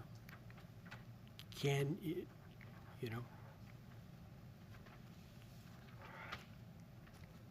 Yes, I can participate. Yes, I can participate in fairly. And be fair and impartial. Thank you, Miss Impartial. Hatfield. Cassandra Hatfield, I can participate and be fair and impartial. Ileana Garza Rojas, yes, I can participate and be fair and impartial. Miss Brady. Kim Brady, yes, I can participate and be fair and impartial. Miss Benavides. Carolyn Benavides, yes, I can participate and be fair and impartial. And Miss Herbachik. Yes, I can participate and be fair and impartial. And I'm Randy Shackman, and yes, I can participate and be fair and impartial. As part of the record, this Level 3 grievance appeal, each board member has been supplied copies of the original grievance filed by the grievant, the district's response to the grievance, and other relevant documentation. The same materials have been supplied to Mr. Nicholas Ornelas prior to this grievance hearing. I will now instruct the parties regarding the procedures that are going to be used in this hearing. This hearing will be conducted in accordance with Board Policy DGBA Local. In this proceeding, board members sit in effect as a panel of judges and are to remain impartial.